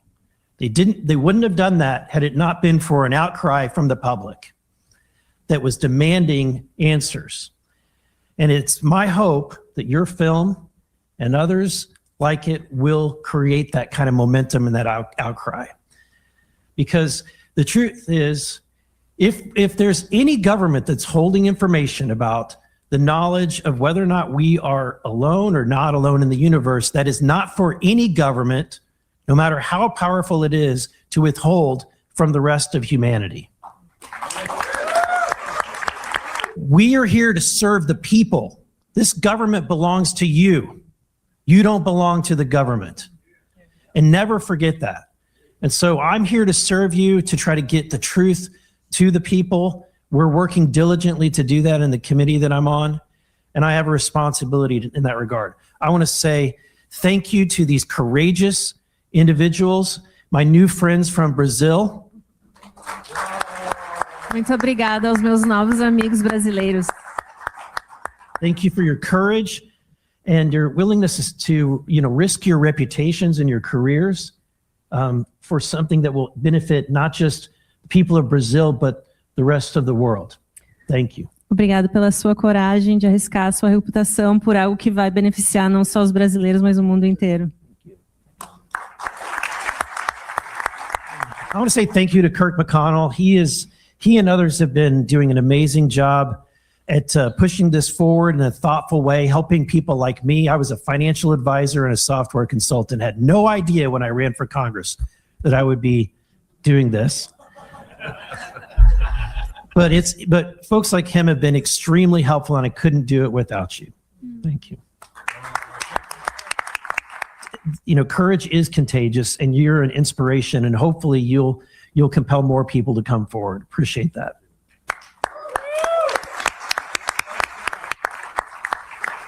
We've been given marching orders. We have legislation that we need to pass. We've heard from a lot of witnesses. It's time for action, and it's time to get the receipts. So it's time to pass the UAP Disclosure Act.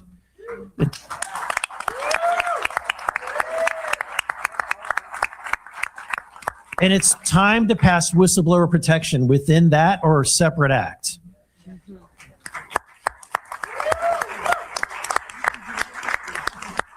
But I go back to my original statement. The reason why so much information is currently today being released consistently, that the agencies of this federal government never wanted to see the light of day, is because Congress took action, because the people demanded it. And I'm asking you, everyone here, and all the reporters here, and Leslie Keene, thank you for the brave work that you did with the report in 2017. You destigmatized. That one story destigmatized this entire topic and made it so that people could come forward.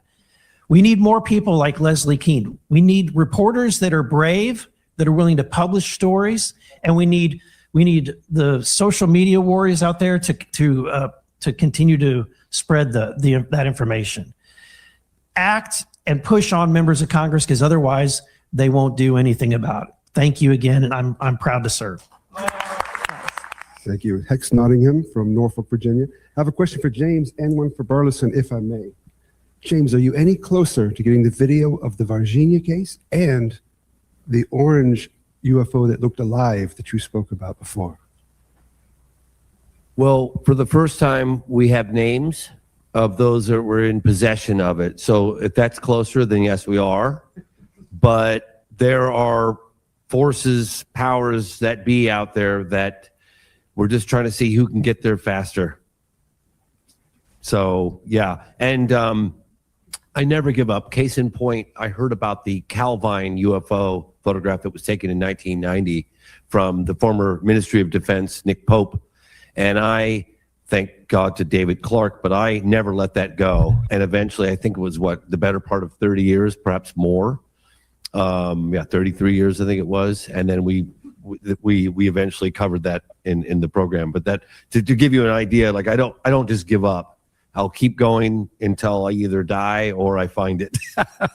So that's it.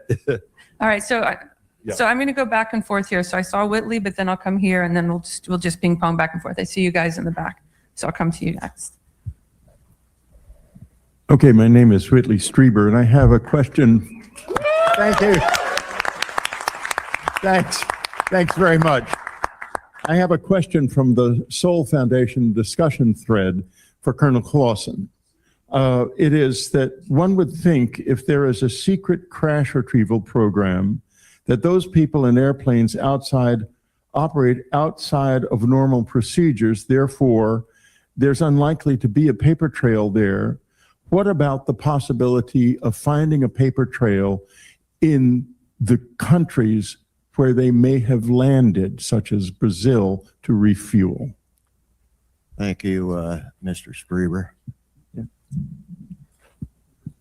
You have the American Embassy in Brazil, and connected with the American Embassy is a position called the Defense Attaché. His job is the liaison with the Brazilian military, and he is supposed to know everything that is happening in the country of Brazil related to Brazilian military. He probably knew the day that the UFO crashed. He probably knew of the blockade, and was probably aware of the United States' intense desire to come in, collect the wreckage and the ET bodies. There has to be a paper trail at the embassy. There has to be a connection from the embassy who works for the State Department to relate this information to state and the Pentagon.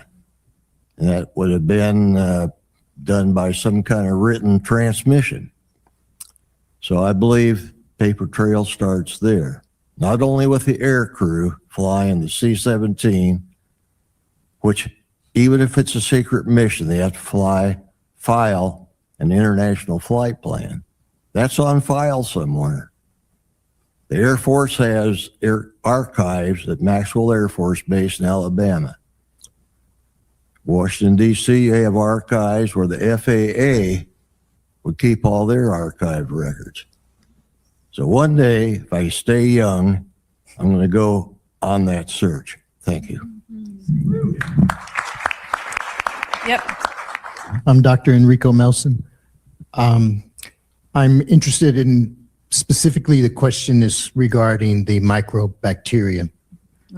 I'm a former epidemiologist with the CDC Epidemic Intelligence Service was my training. So I am curious if there is any more information that could be offered here regarding this possible identification of a microbacterium of extraterrestrial origin. That would be two issues, not only a gross full-size specimen, but also extraterrestrial microorganisms. This would raise the question potentially of environmental contamination, exposure, possibly epidemic. Was there any further detail available to you as the pathologist that you could share with us as to how that possibility was handled? Thank you. It's unfortunate that Dr. Giannini is not here present with us today. Eu fui o médico legista do caso e não o médico patologista. He was the forensic doctor that was responsible for the case, not the pathologist. Chegou corpo para mim para ser examinado, autopsiado, com suspeita de erro profissional. The body arrived to him for autopsy with suspicion of professional error. Dias depois, uns 15, 20 dias depois, chegou um laudo do Dr. Giannini dizendo da bactéria que foi encontrada, que o laudo está aqui comigo. 15 or 20 days later, the report came from the analysis to him talking about the bacteria. We have copies here. E que está à disposição de todos os senhores e That's senhoras. available for anyone. If you scan the QR codes, you get not only the videos that we showed, but also some of these documents, the Portuguese version and the English version. A bactéria, no caso, ela existe no planeta Terra, mas é extremamente pouco comum. This bacteria actually exists on planet Earth, but it's not very common. A infecção nos seres humanos. It's not very common for human beings to be infected by this bacteria. E ele entende, o Dr. Giannini entende, que seria necessário, talvez, se ainda possível, fazer uma exumação dos restos mortais do soldado. And Dr. Giannini would love to actually exhume the body of the soldier to try to find traces of this bacteria in the bones. Para se conseguir autorização dos familiares e da justiça, né, local. If we manage to get approval from the family and the local authorities to do so. Para fazer um estudo mais aprofundado do DNA dessa bactéria, para entender melhor essa virulência, a patogenicidade dessa bactéria, que é pouco comum no nosso ambiente. So we can try to better understand the behavior and nature of this bacteria that's not very common in our environment. O perito não cria e nem crê. The specialist doesn't create nor believe.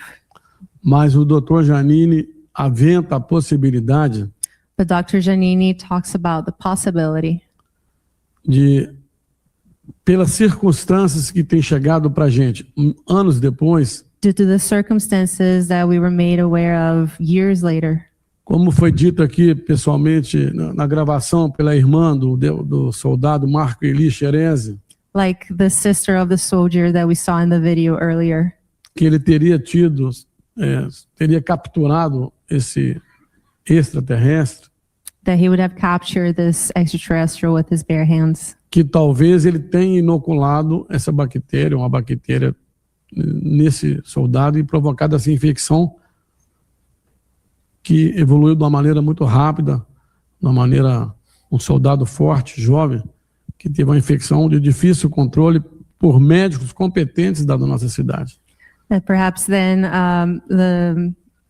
The officer was inoculated by this bacteria, and despite all care that he received, he did not resist because it was a very strong one. Nós, médicos, e eu digo também que eu fui perito criminal, além de ser médico legista. As doctors, Sim, antes de ser médico legista, eu fui perito criminal da Polícia Civil do Estado de Minas Gerais. he was a doctor with the police before he went into being a forensic pathologist, so he really knows what he's talking about. E eu deixo um desafio para os senhores da imprensa e cientistas, né, americanos e cientistas brasileiros. And he will leave this challenge to the press and to the scientists. Como eu disse pessoalmente no Congresso americano, As he's said personally already. seria interessante estudar os resíduos desta nave que foi citada pelo colega Carlos, pelo amigo Carlos, que eu conheci essa semana. It'd be interesting to research and to find ways to look for the residue at the crash site of the materials. Do local onde ela teria caído, se no solo, no pavimento ali, na fazenda, né, na terra, ainda há resíduos metálicos dessa nave. If at the farm, which is the location of the crash site, if there would be any residue of this ship in this crash. E isso precisa de estudos de alta tecnologia, uma parceria Estados Unidos e Brasil. And that will require highly technological effort, probably a partnership between the US Porque and quando o Brazil. professor Carlos fala desse metal que você abre e abre assim, é uma novidade para nós. Eu nunca tinha pensado nisso. Because when Carlos talks about this material that crumpled in his hand and took back its original shape, he's never heard something like that before. Agora, do ponto de vista médico, seria o estudo do DNA dessa bactéria. And from the medical perspective, it would be the exhuming of the body to study any possible vestiges of this bacteria in the DNA. This question is for Dr. Italo. Dr. Italo, have you had any sort of contact with any non-human intelligence, whether it's an alien or an angel, since your contact experience in Varginha 30 years ago? And if so, what was that like? Can you give us some details? If not, thank you anyway.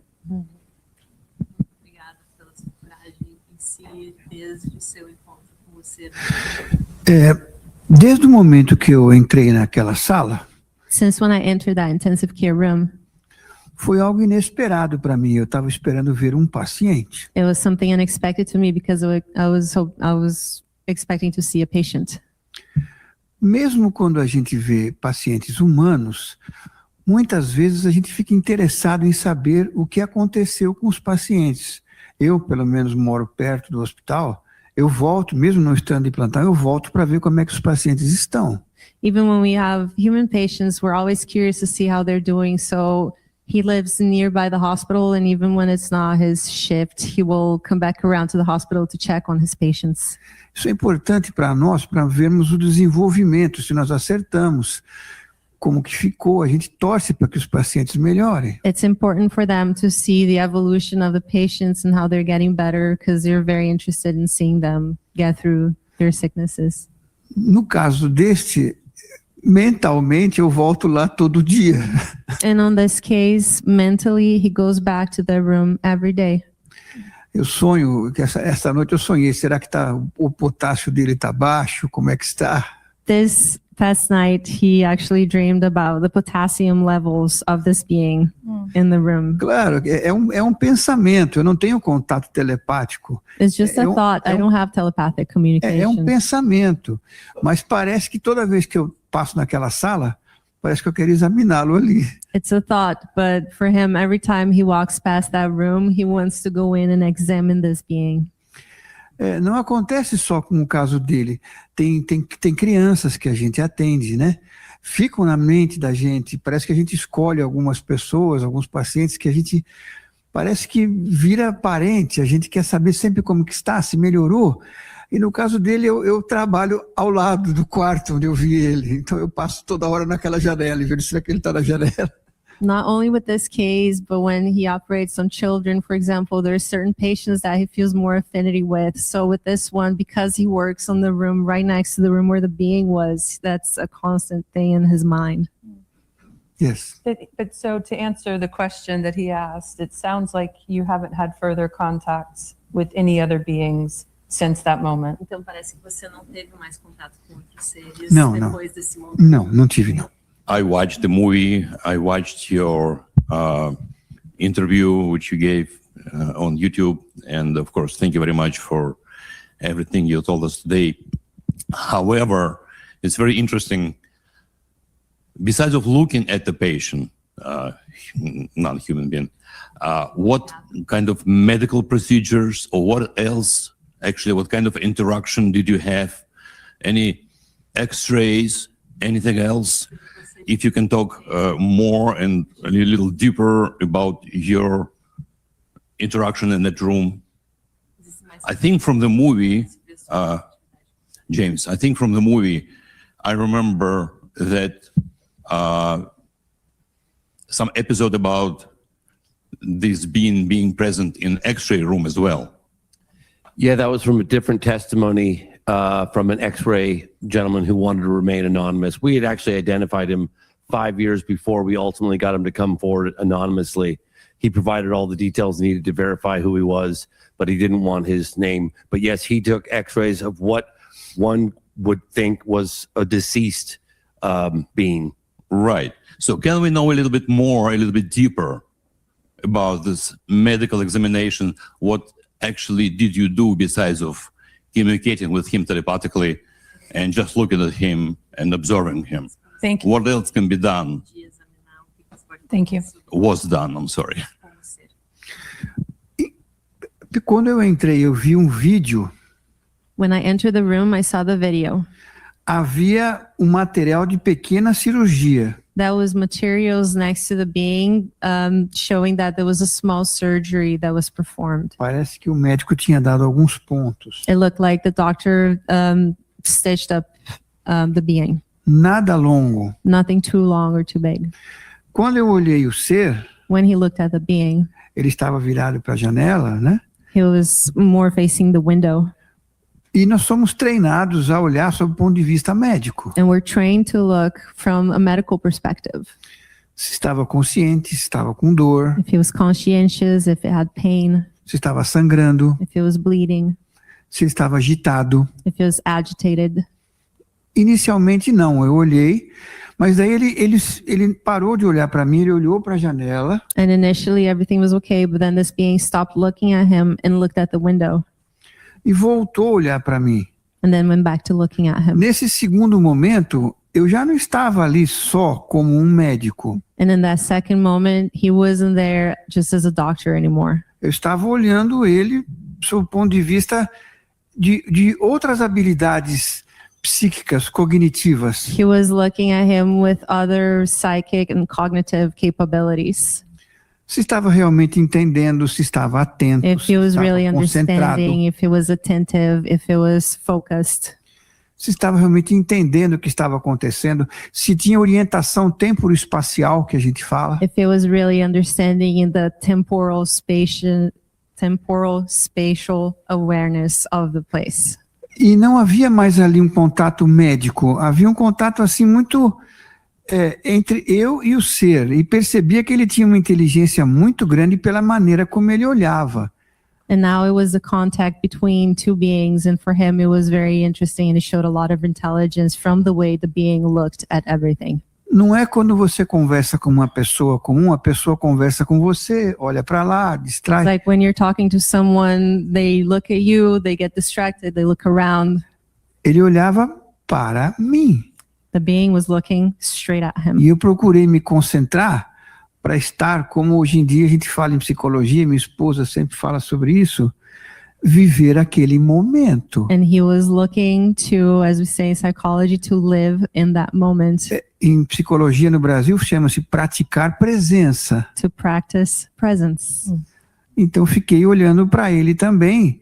E quanto mais eu olhava, eu via mais uma sensação, como o senador falou, uma sensação de paz, né? So the more he looked at the being, the more he felt a feeling of peace. Dando um recado de muita paz. Transmitting peace. Eu não quero parecer aqui um discurso político, nada disso, mas era um olhar de compreensão, porque o ocidental, ele olha para a gente e já julga. Occidental people, they look with judgment. Alto, baixo, gordo, magro. Is it tall? Is it short? Is it fat? Is it slim? Ali havia um olhar de compreensão. Ele estava olhando tudo o que estava acontecendo. There was a gaze of comprehension, this being looked at everything that was happening. Como se estivesse anotando todos os dados, fazendo um retrato falado do que ele estava vendo. Assim, As if it was taking in all the notes of everything that was around it. Como um grande observador. Like a great observer. Como um grande observador de tudo que estava acontecendo ali, não só de mim também. Of everything that was happening around it, not only just Mesmo olhando só para mim, ele estava vendo tudo que estava ao redor. Despite looking at just him, this being was aware of everything that was around it. Então, como o senhor perguntou, o começo foi a parte médica, ver So aquele as you material. asked, in the beginning, it was the medical assessment. A material, ver ali, mas depois que ele se virou para a janela e voltou para mim, And after he looked at the window and looked back at him, parece que virou a página. it felt like the page flipped. Voltamos a uma outra situação. Then it became another situation. May be able to answer this. We as Americans all know how divisive and distracted Congress is, especially with this very brief attention span. We're focused on something and then on to the next. What's the reality of a real roadmap to bipartisan disclosure? Where are we currently as far as the temperature, the appetite, and where do we need to be to have it become a reality? Yeah, I'm reluctant to try to speak for Congress. My former colleagues and bosses wouldn't appreciate me opining about such matters. Staff are supposed to be neither seen nor heard. We're anonymous people.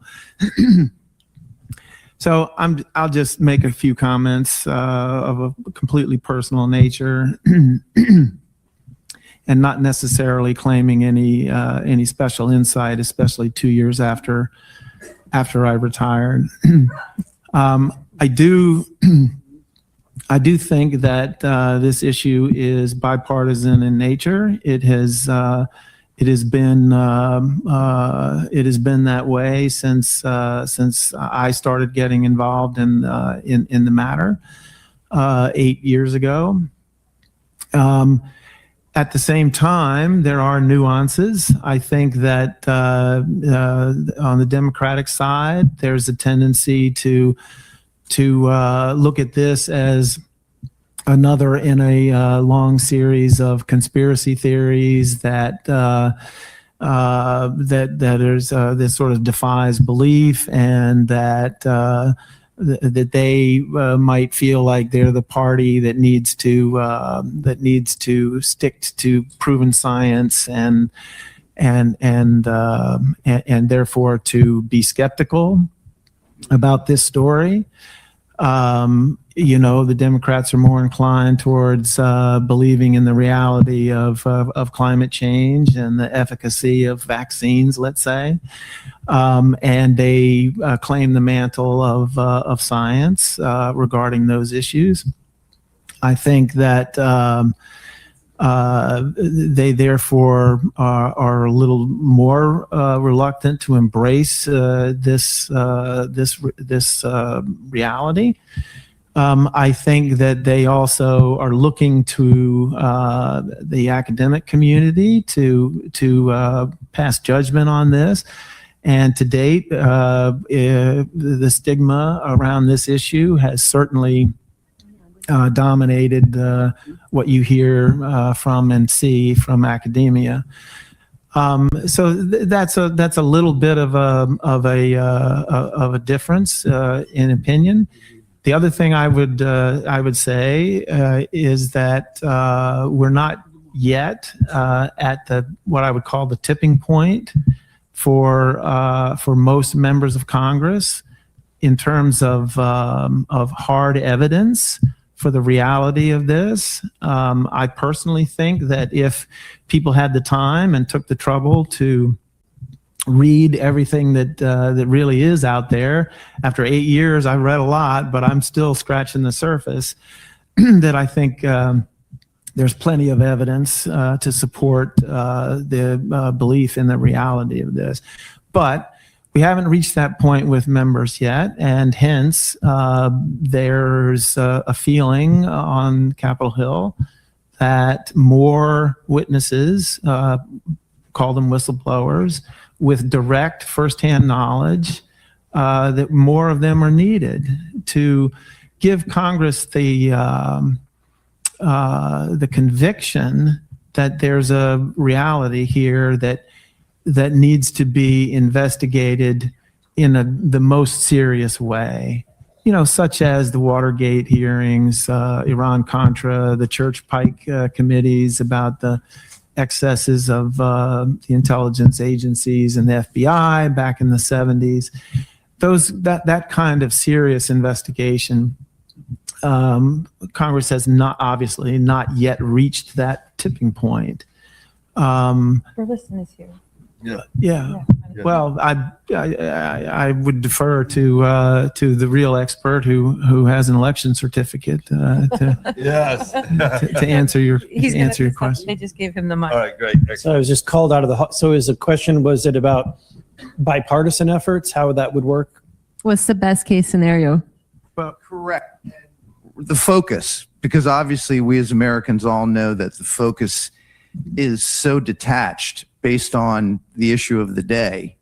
What is the current temperature of Congress towards the reality of pushing it to the level that you spoke about, making it a serious issue that a large majority of Americans back, as opposed to just a fringe issue? What's going to give it steam for bipartisan support? Yeah. So I think that this topic is bipartisan. It's strangely, like you have myself, I'm one of the most conservative members of Congress. And then I'm working with Moskowitz, who is certainly not a conservative. And on this topic, you have a lot of Democrats that I'm working with to try to get this disclosure done. One Democrat, and he hasn't come out publicly that he's an advocate for this topic yet, so I'm not going to out him, if you will. But he has been extremely helpful in getting other committee chairmen to sign off on four corners agreements to try to get the UAP Disclosure Act language added to the National Defense Authorization Act.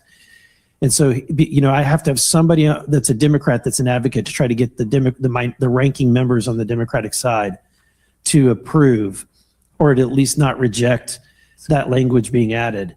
And so that's kind of where it stands. Honestly, I don't see that we have a problem, Republican versus Democrat. It's more of a gatekeepers who are connected to the intelligence community, who seem to be often in leadership in one way, shape, or form, whether it's, top, like the leadership that you think of, or it's someone that's in a committee chairmanship role, or their staff.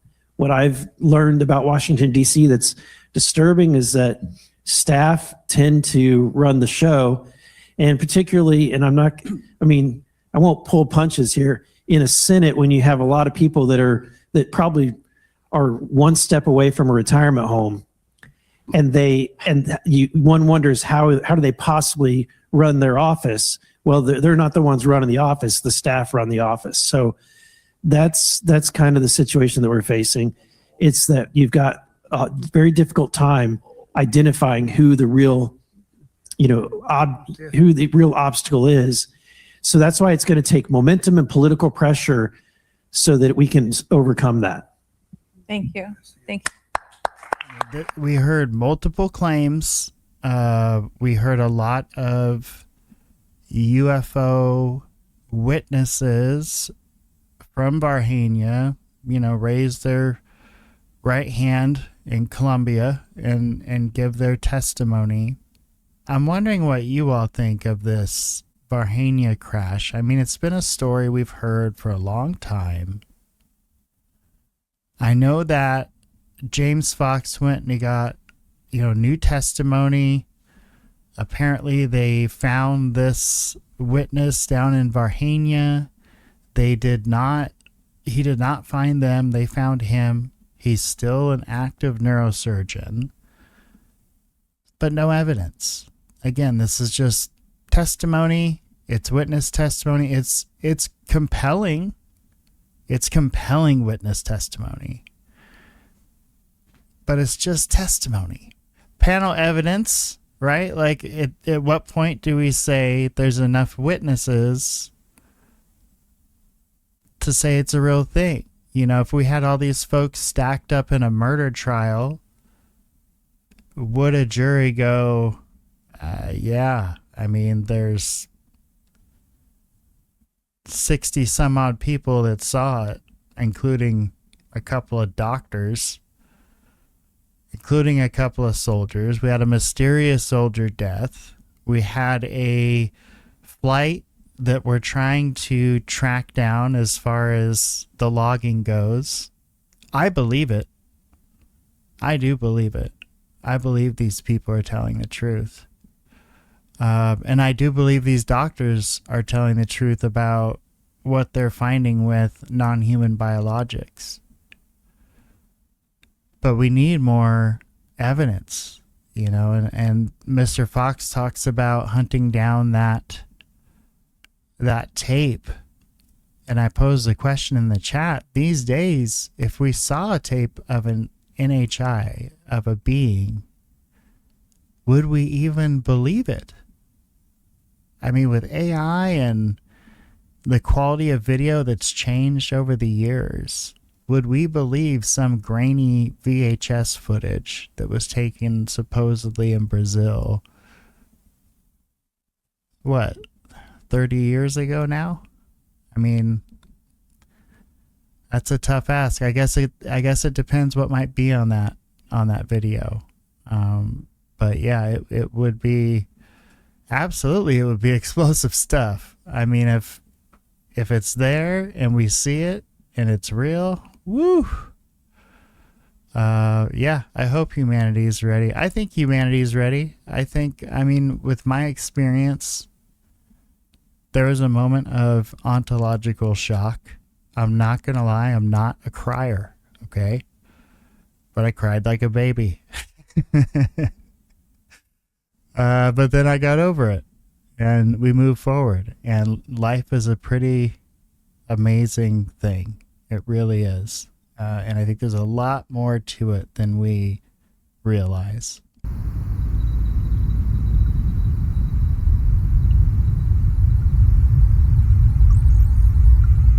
What keeps you going? What's your mindset?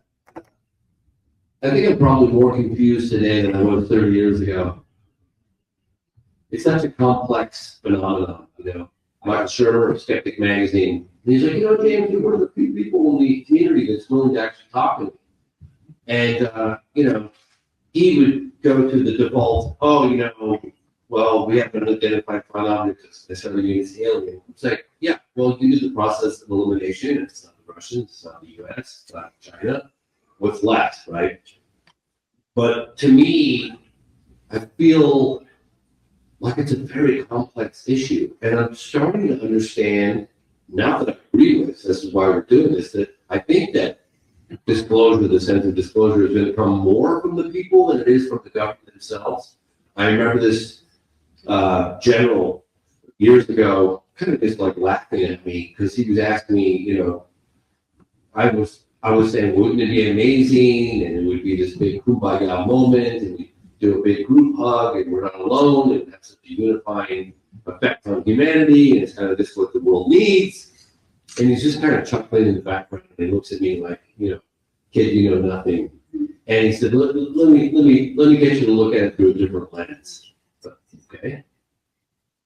He says, okay, imagine me or someone from the Air Force coming forward and admitting that there were structured craft of unknown origin that exhibit a technology that's so far beyond anything we have now, particularly 60, 70, 80 years ago. They fly rings around faster than jets. They penetrate ultra secret, super sensitive airspace and military installations where we house nuclear weapons. We have no idea who they are, where they come from, or what they want. Shall we turn to be hostile? We have clearly no visible defense against them. Do you honestly think, he looked at me, do you honestly think that we're going to come and tell you that? Like, really? Like, what, how in any way, shape, or form would we benefit?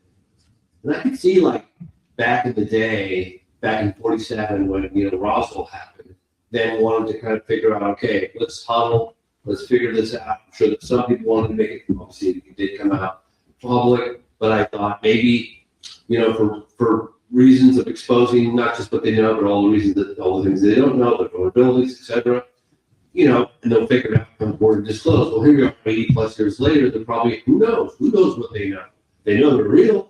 They know they're under intelligent control. They know there's an intelligence behind the phenomenon.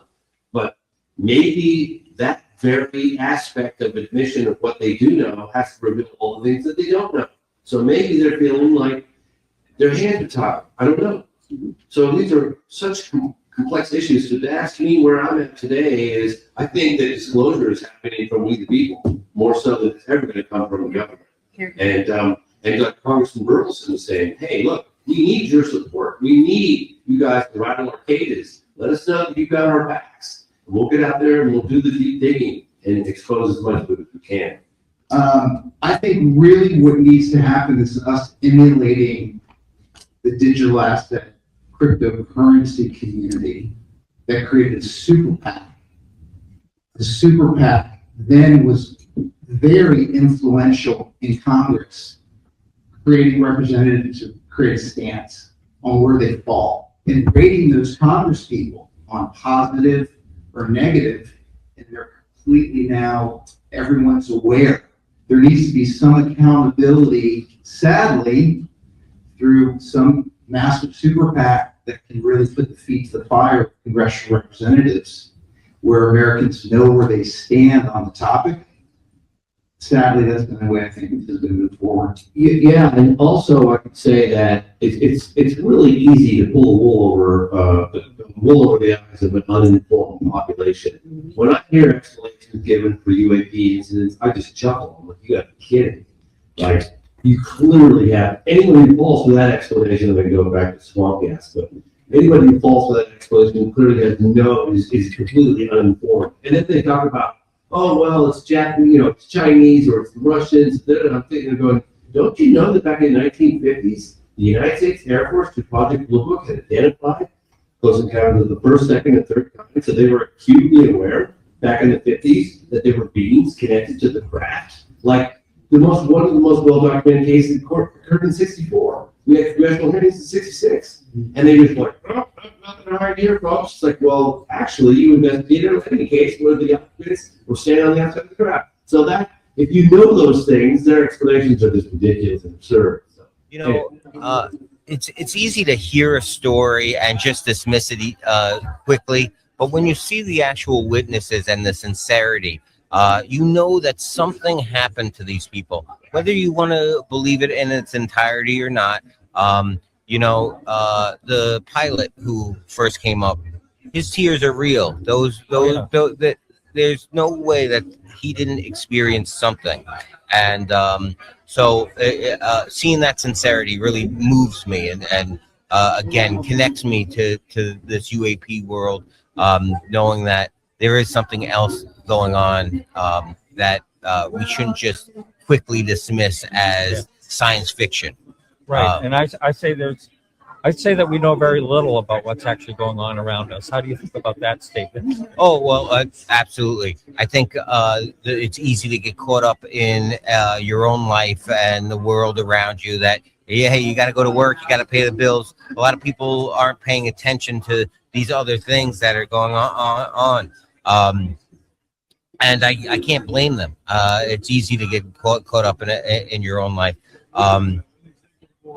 I think that's what sometimes the powers that be rely on, that we're just not able to pay enough attention. So far, I mean, oh my gosh, amazing. Huh? This is incredible. And I actually, one of my friends that's sitting a little bit further back, he actually speaks Portuguese. And so there's been a lot lost in translation as Oh, well. So there's, I don't know how you Yeah. could translate that quickly anyway. well, I mean, if you speak it fluently, but yeah, I barely speak English. So this has been so incredible. I'm feeling the emotions of everybody speaking too. Like I'm sure that comes across as well on the camera, but being here in person has been incredible. I know, hasn't it? It's been hard to like withhold some claps once in a while and like respect people and let them keep talking so you don't interrupt them. But yeah, I'm trying to support all of the content creators and podcasters I can. Yeah, I I'm appreciate going it. to even do more of that going forward.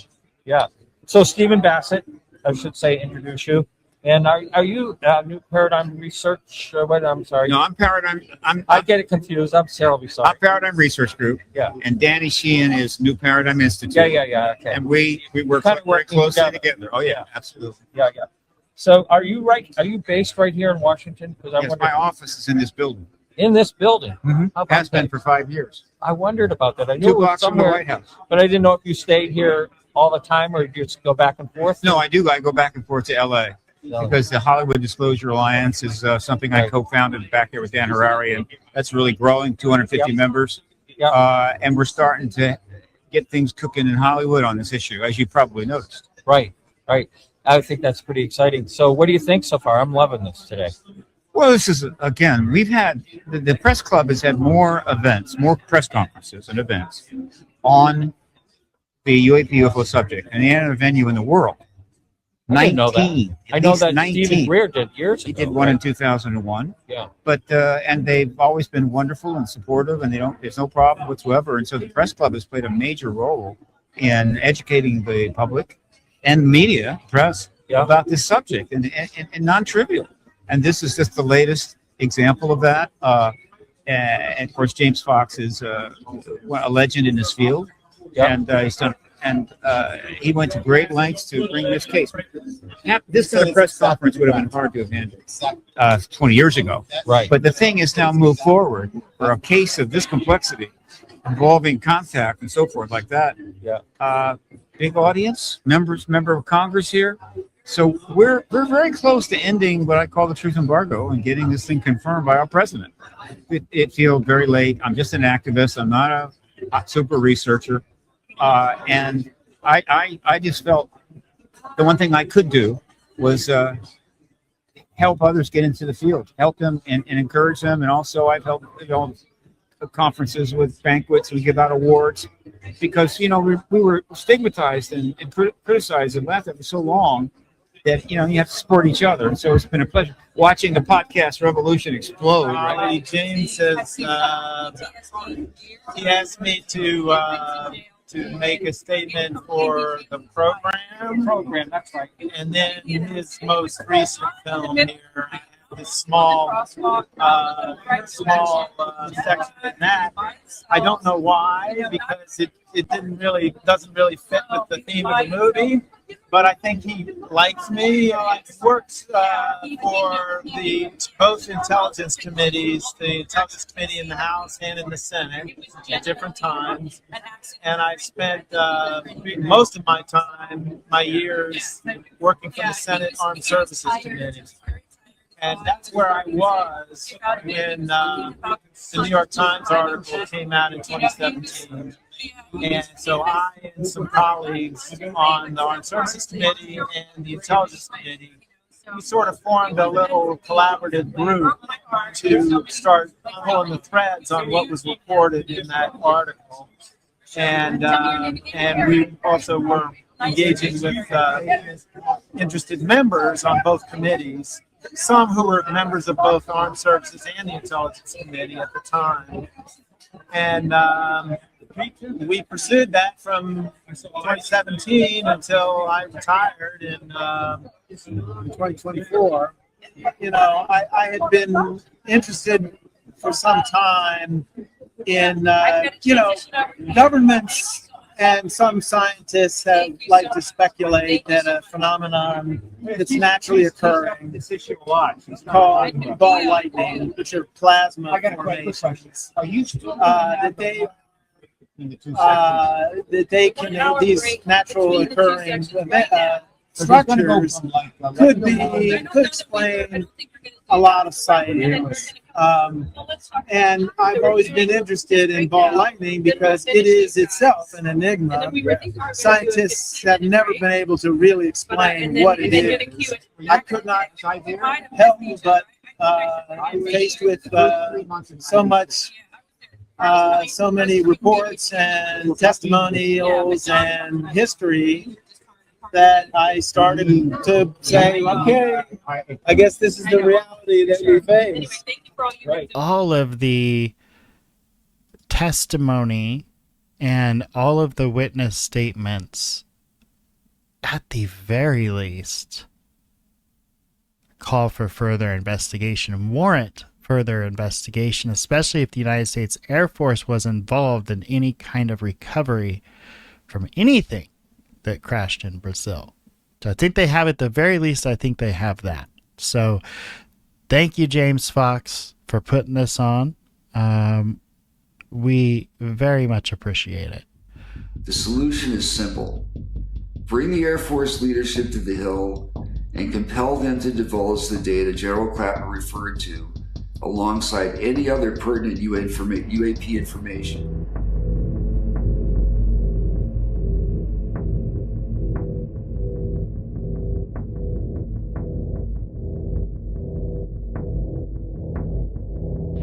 The Director of National Intelligence, James Clapper, calls me, Mike, I need you to go through all of it. I need the team to go through all of NSA's holding all of its files, and I need everything that you have on UFOs. And I'm like, what, sir? Really, there are phenomena occurring out there that both are visible and that we can't explain. I don't know what causes them. I don't know what they are. I don't know why. Well, first, I think it is kind of, there is logic to the intelligence community addressing this. Whenever we witness such phenomenon that it is recorded and documented, I don't know why we haven't been more transparent about it in the past, and I'm part of that crime, I guess. And my former capacities were, I didn't insist on more transparency with respect to this issue. I think it speaks to the breadth of the challenges that the intelligence community has, and specifically Avril Haines. And I think this is why it's not a bad idea the intelligence community be in charge of gathering whatever data there is. There was an active program to track anomalous activities that we couldn't otherwise explain, many of them connected with ranges out west, notably Area 51. Some of them know the whole deal, the whole kit and caboodle. Very few of them, but some of them do. What we refer to in the field as the gatekeepers, right? We know there are a few gatekeepers. Thank you all so much for hanging out with me. I know y'all had a lot of options to stream this UFO press conference today with James Fox. It was, totally free, no copyright. He's like, get it out there. So I appreciate you all hanging out, throwing your opinions out there about what you think about this stuff. I go back and forth between being optimistic and open to this stuff, and then my pendulum swings back to like, are we just getting messed with? Are we being lied to because our government just wants to cover up some classified tech, or both true? And maybe that's why I swing back and forth so much. Who knows? But at any rate, I want to thank y'all for hanging out with me. If you're on my YouTube, don't forget to like and subscribe. If you're on X, don't forget to, like and do a share or whatever. I'd appreciate it. Y'all have a fantastic rest of your day, and I will see you next time on the Gabriel Speaks podcast.